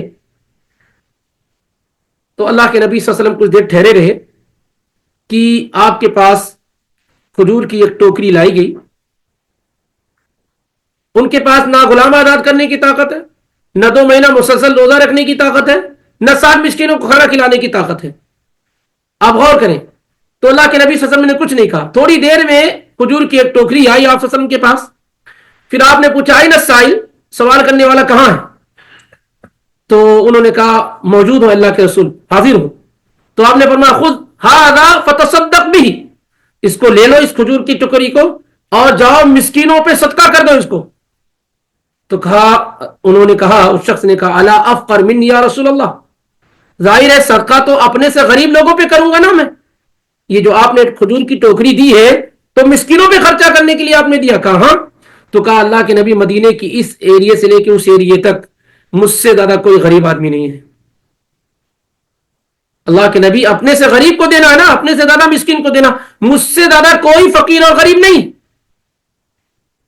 فضحك النبی صلی اللہ علیہ وسلم حتی بدت انیابہ، اللہ کے نبی اس قدر ہنسے کہ آپ کے دانت کیا ہے ظاہر ہو گئے۔ پھر کہا اطعمہ اہلک، جاؤ اپنے اہل و عیال کو کیا ہے کھلا دو۔ تو یہاں پر جو ہمیں معلوم ہوا وہ کیا ہے، ایک تو اس روزے کی قضا کرنا ہے، اور دوسرے پینالٹی اور غرامہ دینا ہے جو اسی ترتیب کے ساتھ دینا ہے۔ یعنی ایسا نہیں ہے کہ غلام تو نہیں ہے، تو شروعات کہاں سے ہوگی؟ 2 مہینہ روزہ رکھنے سے ہوگی۔ اب ایک آدمی سوچتا ہے میں تو بہت پیسے والا ہوں، 60 مسکین کو کھانا کھلا دیتا ہوں، نہیں، اسی ترتیب کے ساتھ کہ اگر وہ جو ہے غلام نہیں ہے تو 2 مہینہ مسلسل روزہ رکھنا، اور اگر اس کی بھی طاقت نہیں ہے تو پھر ایسے شخص کیا کرے گا؟ 60 مسکینوں کو ایک وقت کا پیٹ بھر کھانا کھلائے گا۔ اسی طریقے سے اب اس میں کچھ چیزیں آتی ہیں کہ یہ تو مردوں کے حق میں ہے، اگر عورت کیا کرے گی؟ عورت کیا کرے گی؟ ما یلزم المرأة اذا جمعت فی نہار رمضان طاعۃ، اگر عورت شوہر کی فرما برداری کرتے ہوئے اس میں حصہ داری اس نے کی ہے تو جو معاملہ مرد کے ساتھ ہے وہی معاملہ کیا ہے؟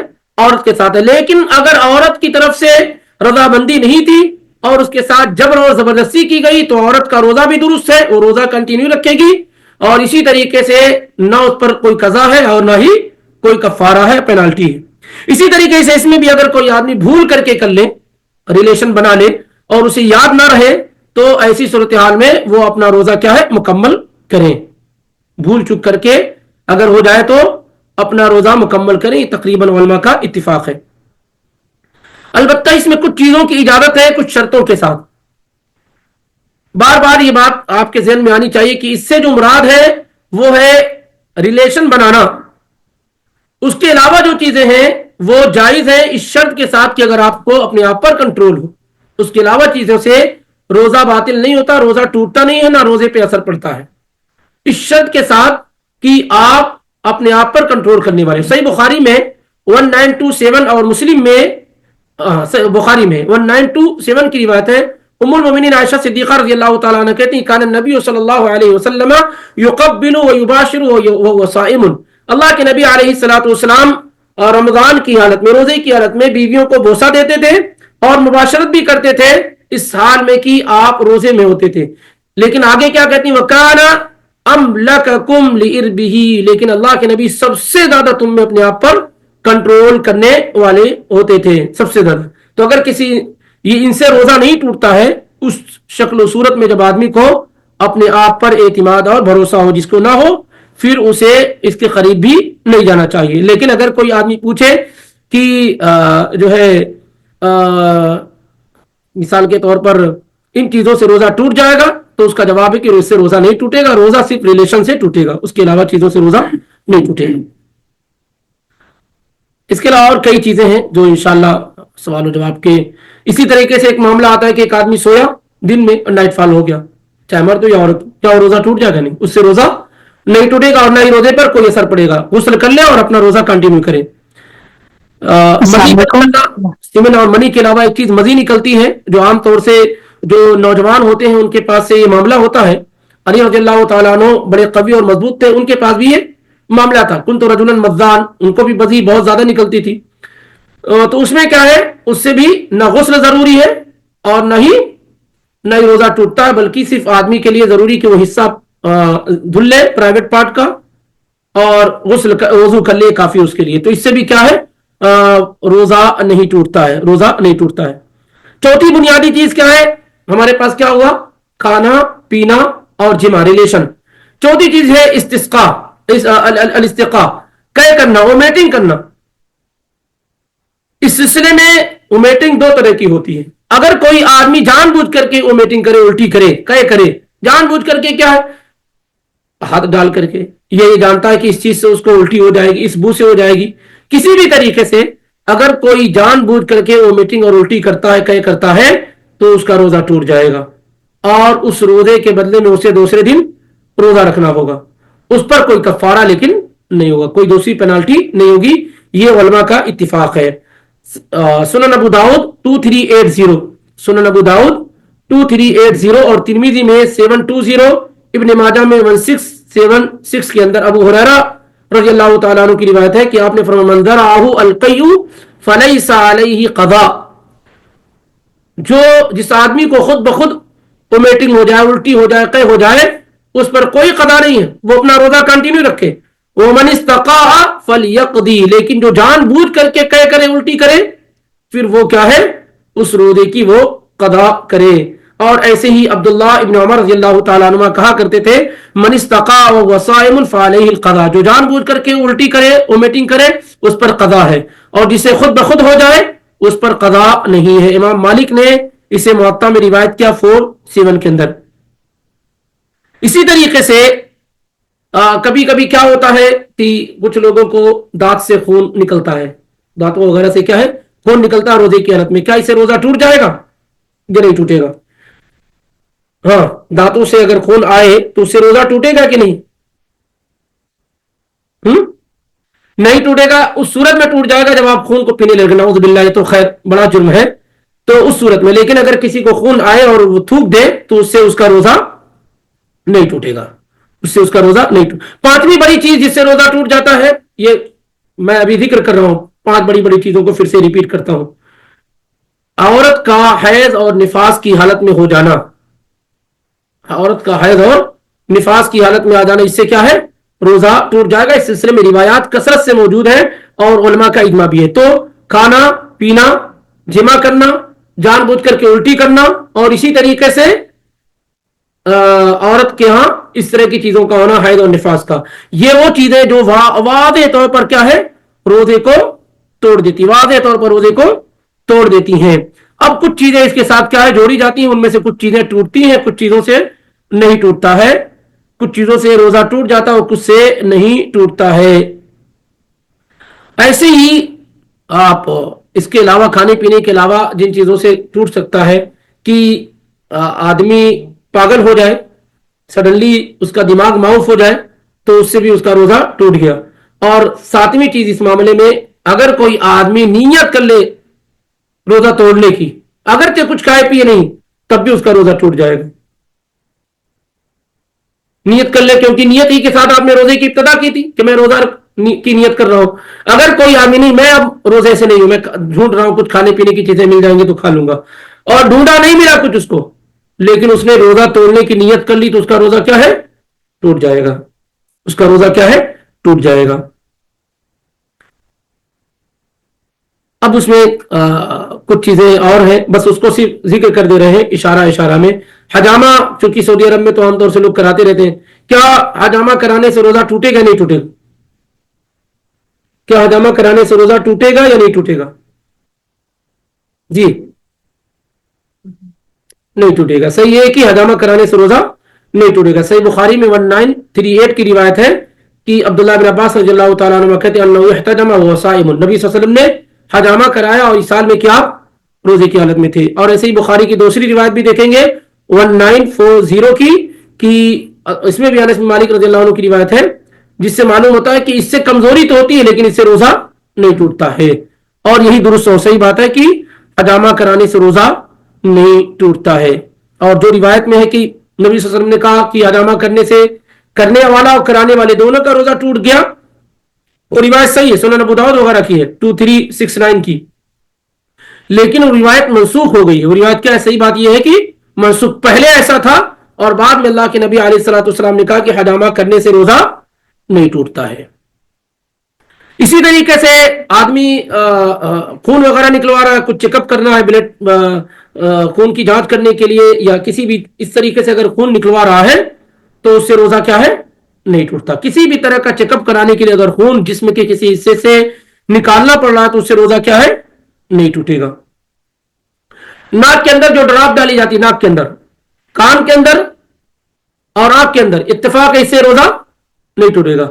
जो नाक के अंदर ड्रॉप डाली जाती है इसके मुतालिक इख्तलाफ है, और इसमें यह है कि आदमी नाक के अंदर जब ड्रॉप डाल रहा हो तो इस तरीके से डाले कि बहुत अंदर ना जाए, क्योंकि नाक का एक मनफज, एक रास्ता आपके पेट को जाता है, इस वजह से नाक में ड्रॉप डालते हुए थोड़ा एहतियात करना चाहिए। और नबी अलैहिस्सलाम ने भी ये बात बयान फरमाई कि बालिग फिल मदमदती वल इस्तिंशाक इल्ला अन तकूना साइमा, कि कुल्ली करने में और नाक में पानी चढ़ाने में, वुजू करते वक्त मुबालगा करो, अंदर तक ले जाओ, लेकिन रोजे की हालत में हो तो अंदर तक ना ले जाओ। इसी तरीके से वो जिनको सांस की प्रॉब्लम होती है उसको क्या कहते हैं, बखाक बोलते हैं, हाँ, उसके इस्तेमाल से उसमें दो तरह का आता है।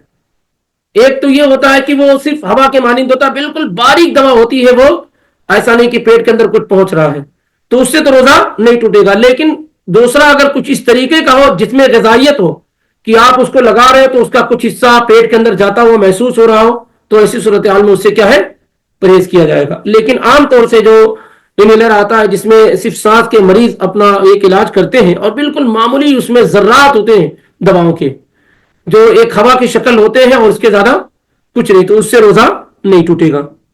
सवाल पूछना, एक सेकंड बस, इंशाल्लाह दे रहे हैं। अस्सलाम वालेकुम रहमतुल्लाहि व बरकातुहू। वालेकुम अस्सलाम व रहमतुल्लाह। जी शेख साहब, मेरा ये सवाल था कि जैसे आप सवाल याद रख सके तो बस 2 से 3 मिनट इंतजार कर लें और फिर सवाल का ऑप्शन दिया जा रहा है इंशाल्लाह। बिल्कुल जी जी मेरे पास, ठीक है जी जी थोड़ी देर। ऐसे ही कुछ दवाएं ऐसी होती हैं कि जो आपको क्या करना है, सिर्फ दांत के अंदर रखना है और फिर थूक देना है। बहुत सारी दवाओं और चेकअप का तरीका ये है। तो अगर कोई चीज ऐसी डाली जाए मुंह में रखने के लिए और उसके बाद उसको निकाल करके थूकना हो, तो इस तरह की कोई भी जांच वगैरह अगर हो रही है मेडिकल टर्म में, तो इससे रोजा नहीं टूटेगा। इससे रोजा क्या है, हाँ, अगर आप उसका कुछ हिस्सा निकल जाते हैं जानबूझ करके तो टूट जाएगा। लेकिन मिसाल के तौर पे डॉक्टर ने डाला और अंदर चला गया, गैर इरादी तौर पे, हो सकता है, पॉसिबल है, तो ऐसे में आपका रोजा क्या है, नहीं टूटेगा। ऐसे ही ऑक्सीजन वगैरह जो लिया जाता है सांस वगैरह के लिए, इससे भी रोजा नहीं टूटेगा। जितने भी इंजेक्शंस हैं, किसी भी इंजेक्शन से रोजा नहीं टूटेगा, सिवाय कि कोई ऐसा इंजेक्शन दिया जाए जो खाने पीने की जगह पे काम कर रहा हो, ताकत और कुव्वत पहुंचाने के लिए और खाना देने के लिए एक तरीके से, तो इस तरह के इंजेक्शन से रोजा टूट जाएगा। बाकी किसी भी तरह के इंजेक्शन से रोजा नहीं टूटेगा।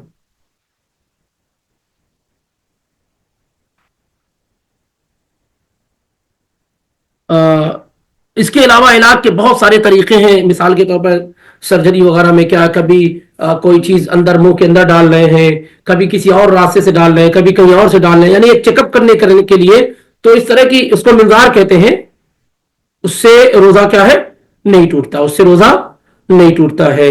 इस तरह की किसी भी चीज से, जैसे कभी कभार अल्लाह ताला सबको शिफा कामिला दे, कि इस तरह की कोई भी चीज हम कभी मुंह के अंदर डाल के रास्ते किसी और रास्ते के डॉक्टर लोग क्या है, चेकअप करने की कोशिश करते हैं, इससे काम नहीं करता है।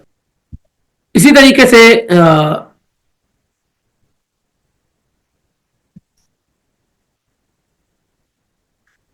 से कई कितनी मरतबा ऐसा होता है कि चेकअप के लिए प्राइवेट पार्ट का भी इस्तेमाल किया जाता है, चाहे वो मर्द का हो या औरत का हो। तो اس سے بھی کیا ہے روزہ نہیں ٹوٹتا, اس سے بھی کیا ہے روزہ نہیں ٹوٹتا ہے. جن چیزوں سے روزے دار کو بچنا چاہیے وہ ہے کلی کرنے اور ناک میں پانی چڑھانے میں مبالغہ نہ ہو, اس سے کیا ہے بچنے کی کوشش کرنا. وقت نہیں ہے بہت زیادہ, اس لیے تیزی سے کرنے کی کوشش کی جا رہی ہے, اس سے روزے دار کو بچنا چاہیے. دوسرا یہ ہے کہ مسلسل روزہ رکھنے سے بچنا چاہیے. جیسے مثال کے طور پر آپ نے سحری کھائی, پھر افطار کا وقت آیا آپ نے افطار نہیں کیا, پھر سحری نہیں کھایا پھر آپ نے روزہ رکھ لیا, اس سے بچنا چاہیے. تو افطار ضرور کرنا چاہیے اگرچہ کوئی معمولی چیز ہی کیوں نہ ہو. ایسے ہی سحری کا بھی اہتمام کرنا چاہیے. کسی چیز کو آپ چکھ رہے ہیں بغیر ضرورت کے کسی چیز کو آپ چکھ رہے ہیں تو اس سے کیا ہے آپ کو بچنا چاہیے. اگرچہ چکھ کر کے آپ تھوک دیں گے تب بھی یہ نہیں ہونا چاہیے. اسی طریقے سے جو آدمی اپنے آپ پر خوف محسوس کر رہا ہو بالکل یعنی کسی بھی چیز میں جائے نہ جائے, بوسا وغیرہ کچھ بھی قریب نہ جائے, جس کو اپنے آپ پہ کیا خطرہ محسوس ہو. روزے دار کے لیے جو چیز تیزی سے سمجھ لیں کہ اگر کوئی آدمی کو غسل کی ضرورت ہو, کوئی کسی شخص کو غسل کی ضرورت ہو, وہ اٹھا اور ٹائم نہیں ہے, اگر غسل کرے گا تو سحری کا وقت نکل جائے گا, تو کیا کرے سحری کھا لے آرام سے, اور سحری کھانے کے بعد پھر وہ غسل کر کے نماز پڑھ لے. ایسا سحری کھانے کے لیے یا روزے کی نیت کرنے کے لیے پاک ہونا ضروری نہیں ہے. ام المومنین ام سلمہ اور عائشہ رضی اللہ تعالی عنہما, ان دونوں سے روایت ہے صحیح بخاری میں 1925 میں اور 1926 میں اور مسلم میں 1109 میں کہ اللہ کے نبی علیہ الصلوۃ والسلام جو ہے فجر کی نماز کو پا لیتے تھے اس حال میں کہ آپ جنبی ہوتے تھے, آپ کو غسل کی ضرورت ہوتی تھی. ثم یغتسل ویصوم, آپ روزہ رکھتے تھے اور آپ غسل کرتے تھے اور روزہ اپنا کنٹینیو کرتے تھے. تو روزے کی نیت کرنے کے لیے پاک ہونا ضروری نہیں, اس پر علماء کا اجماع ہے. اور ایسے ہی حیض اور نفاس والی عورت اگر ہے اور وہ پاک ہو گئی ہے اور سحری کھا لے اور فجر سے پہلے مطلب وقت ختم ہونے سے پہلے وہ غسل کر کے نماز پڑھ لے. جیسے مثال کے طور پر 6:15 پہ ابھی وقت ختم ہو رہا ہے فجر کا, تو اس نے 5 بجے سحری وغیرہ کر لیا اور غسل کو اس نے ڈیلے کر دیا 6 بجے تک 6:15 تک, تو کوئی مسئلہ نہیں ہے. کلی کرنا, ناک میں پانی چڑھانا, یہ سب جائز ہے لیکن مبالغہ نہیں کریں گے. اسی طریقے سے پہلے کیا ہوتا تھا کہ ابھی آپ اے سی اور فریج اور ساری چیزیں اویلیبل ہیں, پہلے گرمی کے دنوں میں روزہ رکھنا بہت مشکل ہوتا تھا, تو ایسے میں لوگ پانی رکھتے تھے, سروں پہ پانی رکھتے تھے, پانی میں بیٹھ جاتے تھے, ایسے بالٹیوں میں بیٹھ جاتے تھے, ہودج میں بیٹھ جاتے تھے, جا کر کے بہت سارے لوگ گرمی کی شدت سے بچنے کے لیے پانی کے اندر بیٹھے رہتے. یہ ساری کی ساری چیزیں جائز اور درست ہے, اس سے روزے پر کوئی اثر نہیں پڑتا ہے. نبی علیہ الصلوۃ والسلام کے متعلق بعض صحابہ کہتے ہیں رأیت رسول اللہ صلی اللہ علیہ وسلم بالارض یصب الماء علی راسي وهو صائم من العطش او من الحر, میں نے خود اللہ کے پیغمبر کو دیکھا کہ آپ روزے کی حالت میں تھے اور آپ اپنے سر پر پانی ڈال رہے تھے, پیاس اور گرمی کی شدت کی وجہ سے. یہ روایت سنن ابو داؤد میں 2365 میں موجود ہے. بہرحال اس کے علاوہ کئی چیزیں ہیں, باذن اللہ وہ آپ کے سامنے آئیں گی کیونکہ مکمل نہیں ہو پائیں گے. اگر کوئی اہم سوال ہے اب بھی جو گزرا ہے خاص طور سے تو اس میں کیا جا سکتا ہے. یہ ابھی باقی انشاءاللہ گفتگو آپ کے سامنے آپ مختصر کر کے ہر دن تھوڑی تھوڑی آتی رہے گی, اسی لنک کے ذریعے سے جو آپ پر شیئر کی گئی اور ہر دن یہ شیئر بھی کی جائے گی. تو ٹائم ابھی فکس نہیں ہے لیکن انشاءاللہ ہر روزے میں ہر دن تھوڑا 10 سے 15 منٹ کا ایک شارٹ لیکچر ہر الگ الگ موضوع پہ آپ کے سامنے آتا رہے گا, خاص طور سے جو رمضان اور اس کے مسائل سے متعلق ہیں. اب اگر کوئی سوال ہے تو کیا جا سکتا ہے. السلام علیکم رحمۃ اللہ وبرکاتہ. السلام ورحمۃ اللہ. شیخ صاحب مجھے یہ سوال ہوا کہ جیسے رمضان کے مہینے میں جیسے اعتکاف کے لیے بیٹھتے ہیں تو اس سے ریلیٹڈ میرا سوال تھا کہ مطلب عورتوں کے لیے مطلب کیسا ہے گھر پہ, مطلب جیسے عورتیں بچوں میں گھر کے کاموں میں بزی ہوتی ہے تو اگر وہ اعتکاف کے لیے بیٹھنا چاہ رہی ہے جیسے سحری سے پہلے تو 1 گھنٹے کے لیے یا 2 گھنٹے کے لیے ایسے بیٹھ سکتے ہیں.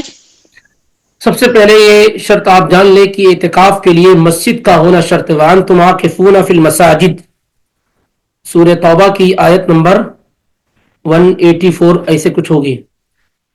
تو اعتکاف کے لیے شرط ہے کہ مسجد ہو. وَأَنْتُمْ عَاكِفُونَ فِي الْمَسَاجِدِ, خواہ وہ مرد ہو یا عورت ہو. نبی علیہ الصلوۃ والسلام کی تمام بیویاں اعتکاف کرتی تھی لیکن کہاں کرتی تھی؟ مسجد نبوی صلی اللہ علیہ وسلم میں. تو اگر کوئی خاتون بچوں کے جھمیلے میں ہے اور اس طریقے سے 10 دن ان کو اعتکاف کا موقع نہیں مل پاتا ہے تو وہ ایک دن کا بھی اعتکاف کر سکتی ہیں, لیکن اس کے لیے شرط ہے کہ مسجد ہو. اس کے لیے شرط ہے کہ مسجد ہو. گھر کے اندر اعتکاف نہیں ہوگا اور نہ یہ درست اور صحیح بات ہے. البتہ یہ کہ اعتکاف میں کنسیشن ہو سکتا ہے, وہ یہ کہ ایک دن کا اعتکاف کر لیا جائے, ایک رات کا اعتکاف کر لیا جائے, 2 3 4 دن کا کر لیا جائے. افضل اور سنت والا اعتکاف یہ ہے کہ اخیر عشرے میں کیا جائے رمضان کے, اور اسی طریقے سے 10 دن کا کیا جائے. لیکن اگر کوئی آدمی نہیں اس پہ قادر ہے تو 1 دن 2 دن کا بھی وہ اعتکاف کر سکتا ہے. تو عورتوں کے متعلق بھی یہی ہے کہ وہ گھر میں اعتکاف نہیں کر سکتی ہیں, اور اعتکاف کی نیت ہے, ارادہ ہے, قصد ہے, لیکن ان کے اختیار میں نہیں ہے, بچوں کی وجہ سے, کسی اور وجہ سے. اللہ نیتوں کو خوب جانتا ہے, آپ کو آپ کی نیت کے اعتبار سے اجر اور بدلہ دے دیا جائے گا. جیسے مسجد نبوی میں نماز پڑھنے کا ثواب کتنا ہے؟ کتنا ثواب ہے؟ مسجد نبوی میں ایک نماز کتنی نماز کے برابر ہے؟ 1000. میں ہی بولوں گا, آپ لوگ نہیں بولیں گے. کتنا ہے؟ 1000. اور مسجد حرام میں 1,00,000. اور مسجد اقصی میں 500. اور مسجد راجی میں, جامع الراجی میں جی. ایک جامع الراجی میں. ایک چلیے مسجد قباء میں. ایک عمرہ کے برابر. دیکھیے نماز کے متعلق یاد رہے کہ صرف 3 مساجد میں نماز پڑھنے کا ثواب زیادہ ہے, مسجد حرام, مسجد نبوی اور مسجد اقصی. باقی کسی بھی مسجد میں آپ نماز پڑھتے ہیں وہ ایک ہی نماز کاؤنٹ کی جائے گی, ایک ہی نماز کا ثواب ہے. اور مسجد قباء کا جو معاملہ ہے اس میں ایک ایکسپشنس یہ ہے کہ اگر آپ اپنے گھر سے وضو کر کے جاتے ہیں اور صرف مسجد قباء میں نماز پڑھنے کے لیے تو اور 2 رکعت نماز پڑھ لیتے تو یہ عمرہ کے برابر ہو جائے گا, لیکن نماز ایک ہی مانی جائے گی. تو مسجد نبوی صلی اللہ علیہ وسلم میں صحابہ رہتے تھے, صحابیات بھی ہوتی تھیں, تو بہت ساری صحابیات اپنے گھر کے اندر ہی نماز پڑھتی تھیں. تو کیا وہ عورتیں, وہ خواتین جو اپنے گھروں میں نماز پڑھتی تھیں, مسجد میں نہیں آتی تھیں, تو کیا مسجد میں آنے والی خواتین کو زیادہ اجر و ثواب ملتا رہا ہوگا ان عورتوں سے جو گھر میں نماز پڑھتی ہوں؟ جیسے مسجد نبوی میں آپ نے کہا 1000 کا ثواب ہے, ہماری ایک بہن مسجد نبوی میں آ کے نماز پڑھ رہی ہے, دوسری بہن مدینے ہی کے اندر رہ کر اپنے گھر میں نماز پڑھ رہی ہے, کس کو اجر و ثواب زیادہ ہوگا؟ مدینے میں دیکھیے گھر میں جو پڑھ رہے ہیں. ہاں, گھر میں جو پڑھ رہے ہیں. کیوں؟ دلیل کیا ہے؟ کیونکہ اللہ کے نبی صلی اللہ علیہ وسلم نے کہا کہ عورتوں کو مسجدوں میں آنے سے مت روکو, لیکن ان کا گھر ان کے لیے کیا ہے؟ بہتر ہے. ان کا گھر ان کے لیے بہتر ہے. تو اگر کوئی عورت اس بات پہ قادر نہ ہو کہ وہ مسجد میں آ کر کے اعتکاف کرے, لیکن اس کا ارادہ اور نیت ہو, تو باذن اللہ اس پر اس کو کیا ہے؟ اجر و ثواب ملے گا. اور اسی طریقے سے اگر وہ 10 دن نہیں کچھ دن ملتے ہیں اس کو کرنے کے لیے تو وہ کر سکتے ہیں, لیکن اس میں شوہر کی اجازت ضروری ہے. بغیر شوہر کی اجازت کے عورت اعتکاف میں نہیں بیٹھ سکتی ہے, یا جہاں پر انتظام نہ ہو اور بے پردگی کا خوف اور خطرہ ہو ایسی جگہوں پر بھی عورت اعتکاف میں نہیں بیٹھ سکتی ہے. اور دوسری عبادات کا راستہ ان کے لیے کھلا ہے, اس پر اللہ تعالیٰ انہیں مزید کیا اجر دے گا. ہماری بعض بہنیں اس کو سمجھ نہیں پاتی ہیں. دیکھیے بس چونکہ علم امانت ہے وہ آپ تک پہنچائی جا رہا ہے کہ جو بچوں کی تربیت کرتے ہیں نا اس کا اجر کا کوئی حساب نہیں ہے. عورت یہ سمجھتی ہے کہ مجھے تو یہاں جہاز سے روک دیا گیا ہے, یہاں روک دیا گیا ہے, تو اس طرح سے میری نیکیاں تو کم ہو جائیں گی. قطعاً ایسا نہیں. جو بچوں کی پرورش کی ذمہ داری آپ کو دی گئی ہے نا, جو آپ نے ابن تیمیہ, ابن قیم, ابن الجوزی اور اتنے بڑے بڑے علماء کو پیدا کیا, آپ سوچیں کہ وہ مائیں کتنی خوش نصیب, کتنا بڑا اجر ان کو ثواب مل رہا. تو بچوں کی تربیت کرنا یہ بہت بڑا اجر و ثواب والا عمل ہے. عام طور سے ہماری مائیں, بہنیں, بیٹیاں اس کو ریئلائز نہیں کر پاتی ہیں. ایک توحید والے بندے کو آپ نے پیدا کیا, آپ کے ذریعے سے پیدا ہوئے, آپ کو اندازہ بھی ہے کہ یہ کتنا اجر و ثواب والا عمل ہے. تو یہاں اگر آپ کو یہ لگتا ہے کہ نہیں جو ہے اعتکاف میں ہم پر کیوں اتنی سختی کی گئی ہے وغیرہ وغیرہ, ایسا نہیں ہے, بلکہ دوسرے راستے آپ کے لیے کھلے ہیں. یہاں پر یہ کہا جا رہا ہے کہ اعتکاف اگر آپ کے لیے سازگار ہے تو آپ مسجد میں آ کے اعتکاف کریں, نہیں سازگار ہے آپ کے لیے تو آپ گھر میں اعتکاف نہ کریں اور دوسری عبادتوں میں آپ کیا ہے محنت کریں. جی آگے جزاک اللہ خیر. سوالات ہیں نا. سر سوال ہے یہ اس جو حیدرآباد میں جو ہے نا جو مسجدیں میں نماز آخری وقت پہ ہوتی ہے تو کیسا ہے مسجد ہم اپنے مسجد میں آخری وقت میں ہوتی جی ہاں عام طور سے عصر اور اول وقت میں گھر میں پڑھ سکتے ہیں کیا بول کے جی بہت اچھی بات ہے کہ ہمارے پاس عام طور سے عصر اور فجر کی نماز بہت تاخیر سے پڑھی جاتی ہے. بہت تاخیر سے کیا ہے پڑھی جاتی ہے. اور یہی اگر مستقل معاملہ ہو تو ایسی صورتحال میں آپ ان مساجد کی طرف رخ کریں جہاں پر اول وقت میں نماز پڑھی جاتی ہے, اچھے وقت میں نماز پڑھی جاتی ہے. اگر ایسا ممکن نہ ہو سکے اور مسجد تک نہ پہنچ سکے تو آپ گھر میں نماز پڑھ سکتے ہیں. آپ گھر میں نماز پڑھ سکتے ہیں. ابو ذر الغفاری رضی اللہ تعالیٰ عنہ کی روایت میں ہے صحیح مسلم وغیرہ کے اندر کہ اللہ کے نبی صلی اللہ علیہ وسلم نے کہا کہ کیا ہوگا اس وقت تمہارا جب تمہارے امام نمازوں کو ڈھیلے اور تاخیر کر کے پڑھیں گے. تو انہوں نے کہا اللہ کے نبی آپ مجھے کیا حکم دیتے ہیں؟ تو آپ نے فرمایا کہ تم گھر میں نماز پڑھ لو اور اگر فتنے کا خوف ہو تو ان کے ساتھ نماز میں دوبارہ شامل ہو جاؤ, لیکن ان کے ساتھ پڑھی گئی نماز نفل ہوگی اور گھر میں جو تم نے نماز پڑھی ہے وہ تمہاری اصل نماز ہوگی. اللہ عالم. جمعے کی نماز کے بعد جو ہے نا وہ فاتحہ دیتے ہیں اور کیا ان کے پیچھے نماز ہو سکتی ہے؟ جمعے کی نماز کے بعد فاتحہ دیتے ہیں تو ان کے پیچھے نماز پڑھی جائے گی کہ نہیں؟ اس سے پہلے توحید کی کلاس میں یہ بات بتائی گئی تھی کہ اصل یہ ہے کہ ہر مسلم کے پیچھے نماز پڑھی جائے گی. ہر مسلم کے پیچھے جو کلمے کا اقرار کرنے والا ہو اس کے پیچھے نماز پڑھی جائے گی, اور نہ ہی اس کو ٹٹولا جانچا جائے گا کہ امام صاحب کو کی جاسوسی کی جائے کہ یہ شرک کرتے ہیں کہ نہیں کرتے. نہیں, اصل یہ کہ آدمی ظاہری طور پہ مسلمان ہے تو اس کے پیچھے نماز پڑھی جائے گی. لیکن اگر کسی آدمی کے بارے میں, کسی امام کے بارے میں یہ معلوم ہو جائے کہ وہ شرک کی ایکٹیویٹیز میں مبتلا ہے تو پھر ان سے بات چیت کی جائے گی, ان کو کنوے کیا جائے گا. اگر وہ قبول کر لیتے ہیں تو ٹھیک ہے, نہیں قبول کرتے ہیں, اپنے شرک اور کفر پہ ڈٹے رہتے ہیں تو پھر ان کے پیچھے نماز نہیں پڑھی جائے گی. اللہ اعلم. میرا سوال تھا کچھ لے سکتے ہیں. ہاں اور کیا ہے, اسے بہت زیادہ دکھ رہا ہے. ہو گیا سب؟ مسکین روزے دار کو ہی دینا چاہیے. نہیں, فدیہ دینے کے لیے ضروری نہیں کہ وہ روزے دار ہو. کوئی بھی آدمی, جیسے مثال کے طور پہ ایک بوڑھا فدیہ نکال کر کے دوسرے بوڑھے کو دے رہا ہے اور وہ مسکین ہے, ٹھیک ہے, کوئی مسئلہ نہیں, اس کے لیے ضروری نہیں کہ وہ روزے دار ہو. جی, اور کوئی اہم بات؟ وہی 29 اور 30 ہو گئے. اسی نتیجے پہ نہیں پہنچا ہوں اس کو انشاءاللہ. تو پھر ٹھیک ہے انشاءاللہ. یہ اس کا جو پارٹ 1 ہے باذن اللہ, یہ ایسا لگ رہا ہے کہ آپ کو 20 سے شروع کیے ہیں تھوڑا, تو اس کا پارٹ 1 انشاءاللہ جلدی آپ کو گروپ پہ مل جائے گا اور اس طریقے سے سیکوینس اور ترتیب ہو جائے گی. اب مزید جو باتیں ہیں وہ انشاءاللہ ایک ایک کر کے آپ کے سامنے آئیں گی. اب مزید باتیں ایک ایک کر کے انشاءاللہ آپ کے سامنے آئیں گی. جی شیخ صاحب جی, یہ جو مسکین کو کھلانا ہے کیا وہ مسلمان ہی ہو یا کوئی بھی غیر مسلم ہو سکتا کوئی مسکین کو مسلم ہونا چاہیے, مسلم ہونا چاہیے. جی ٹھیک ہے. شیخ صاحب السلام علیکم. وعلیکم السلام ورحمۃ اللہ. شیخ صاحب ایک سوال تھا. انڈیا میں لوگ بولتے ہیں کہ رمضان کو 3 دہا میں ڈیوائڈ کرو. پہلا دہا رحمت کا, دوسرا جو کیا بولتے ہیں تیسرا رحمت کا, دوسرا مغفرت کا, تیسرا جہنم سے آزادی کا. روایت سلمان الفارسی رضی اللہ تعالیٰ عنہ سے مروی ہے صحیح ابن خزیمہ کے اندر. یہ روایت منکر ہے. یہ روایت کیا ثابت نہیں اللہ کے نبی صلی اللہ علیہ وسلم سے. لمبی روایت, اس میں بعض حصے دوسری حدیث میں ہے, لیکن یہ پارٹ, یہ حصہ جس میں کہا گیا کہ پہلا حصہ رحمت کا, دوسرا مغفرت کا اور تیسرا جہنم سے آزادی کا, یہ ثابت نہیں. اس کے خلاف یہ ہے, اس کے خلاف ثابت یہ ہے کہ اللہ تعالیٰ ہر رات جہنم سے آزاد کرتا ہے لوگوں کو. تو پورا رمضان جو ہے جہنم سے آزادی کا دن ہے, صرف 10 دن نہیں ہے. اس کے برخلاف کیا ثابت ہے کہ اللہ تعالیٰ ہر دن لوگوں کو جہنم سے آزاد کرتا ہے.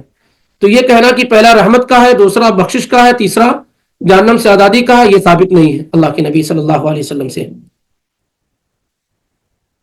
اور اس میں ایک اور راوی ہے, منکر کے علاوہ ایک اور راوی ہے علی بن زید بن جدعان, وہ ضعیف راوی ہے. وعلیکم السلام ورحمۃ اللہ. ایک سوال تھا میرا, جو مسکین کو کھانا کھلانا ہے وہ اپن ایک دن کھلانا ہے یا پھر ایک کا راشن اپن دے سکتے؟ سب سے پہلی بات مہینے کا پورا کیا ہے کہ راشن آپ کا آخری راستہ ہونا چاہیے. اصل یہ ہے کہ طعام کس کو کہتے ہیں؟ پکا پکایا کھانے کو کہتے ہیں, ہے کہ نہیں؟ مطعم میں جب آپ جاتے ہیں تو وہاں کھانا بنانا پڑتا ہے یا بنا ہوا رہتا؟ تو اصل یہ ہے کہ بنا بنایا کھانا دیتے، اور سب سے بہترین اور اعلیٰ طریقہ یہ ہے کہ آج آپ نے روزہ نہیں رکھا ہے، آج ہی کسی مسکین کو بلا کر کے افطار میں، اگر روزے دار مل گیا تو اور اچھی بات ہے، اس کو کھانا کھلا دیجیے، افطار کرا دیجیے، کھانا کھلا دیجیے، تو آپ کو انشاءاللہ زیادہ اجر ملے گا۔ دوسرا طریقہ یہ ہے کہ ہر دن نہیں ہو رہا تو 10 دن 15 دن جیسے جیسے آپ کو آسان ہو رہا ہے 10 دن کر کے کھلا دیجیے، یہ بھی نہیں تو آپ ایک ساتھ پورے رمضان کا کھلا دیجیے، آپ کی اپنی سہولت کے اعتبار سے، پر کوشش یہ کیجیے کہ کھانا ہی کھلائیے۔ جب یہ نہ ہو سکے تو پھر آپ جو ہے ایک ٹائم کا جو کھانا ہوتا ہے نا اس کا ایک بنائیے، اور کوشش کیجیے کچھ زیادہ ہو، اس میں چاول وغیرہ جو بھی آپ کے علاقے چاول دال ملا کر کے آپ ایسے ہی 30 دن کا کچا غلہ پہنچا دیجیے، پیسے کی شکل و صورت میں قطعاً مت نکالیے،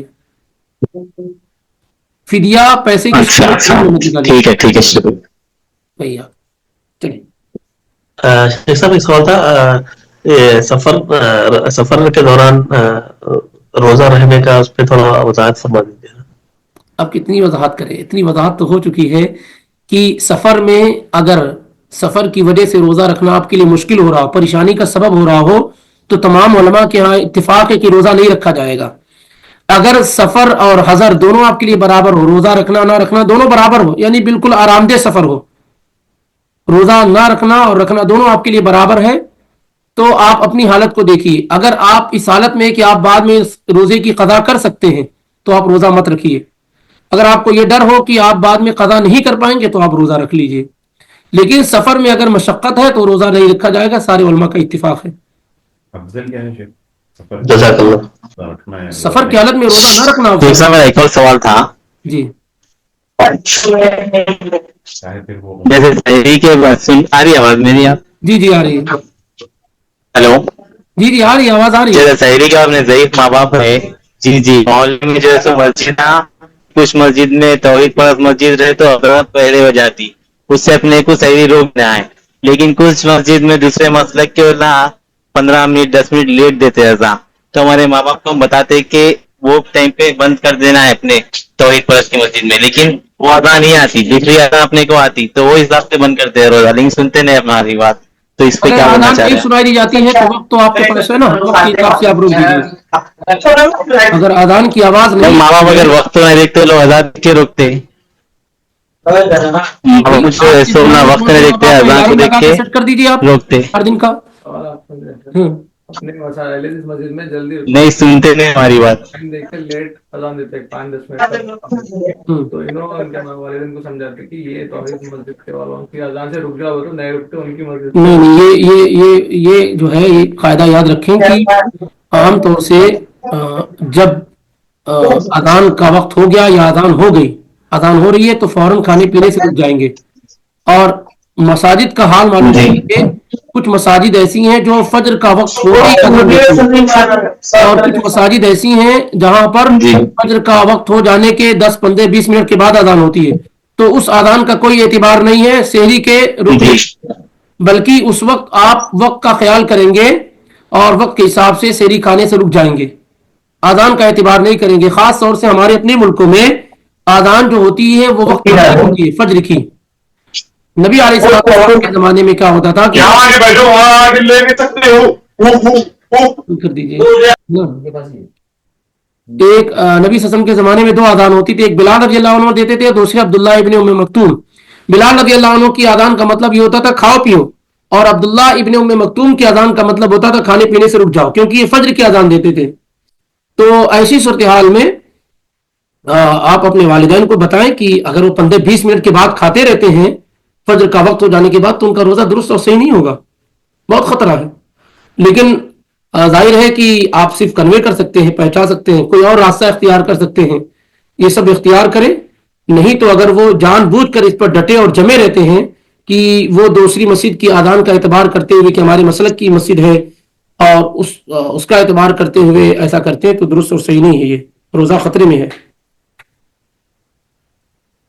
اگر شہری کے ٹھیک ہے جی اور فجر ہو گئی تو کیا بنا شہری کے روزہ رکھ سکتے ہیں؟ کیا ہے شہر کے ٹائم نہیں اٹھ سکے اور فجر ہو گئی، ہاں، اگر کوئی آدمی شہری میں نہیں اٹھ سکا ہے، ارادے سے سویا تھا، نیت سے سویا تھا، لیکن शहर में नहीं हो ना, तो फजर की अजान हो गई, जमात खड़ी होने वाली है, तो बगैर सेहरी के रोजा दुरुस्त और सही है।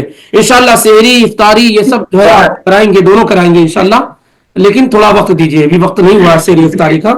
ये दोनों आएगा, बहुत अहम मौजूआत में से है सेहरी और इफ्तारी करना, और इसके मुतालिक कई सवाल आते हैं, तो इंशाल्लाह कुछ चीजें कल आ जाएंगी आपके पास बिइज़्निल्लाह, ठीक है। और अब ये ऐसे ही रहेगा कि एक टॉपिक मिसाल के तौर पर सेहरी का हुआ, फिर दूसरा इफ्तार का हुआ, इस तरीके से एतिकाफ का हुआ, लैलतुल कद्र का हुआ, अलग अलग करके ऐसे ऐसे आपके सामने इंशाअल्लाह रब्बुल आलमीन आएंगे बिइज़्निल्लाह, मुख्तसर तौर पे, ठीक है। अब नहीं कुछ सवाल है, और असर की नमाज का वक्त भी हो गया, इंशाअल्लाह फिर मुलाकात होती है।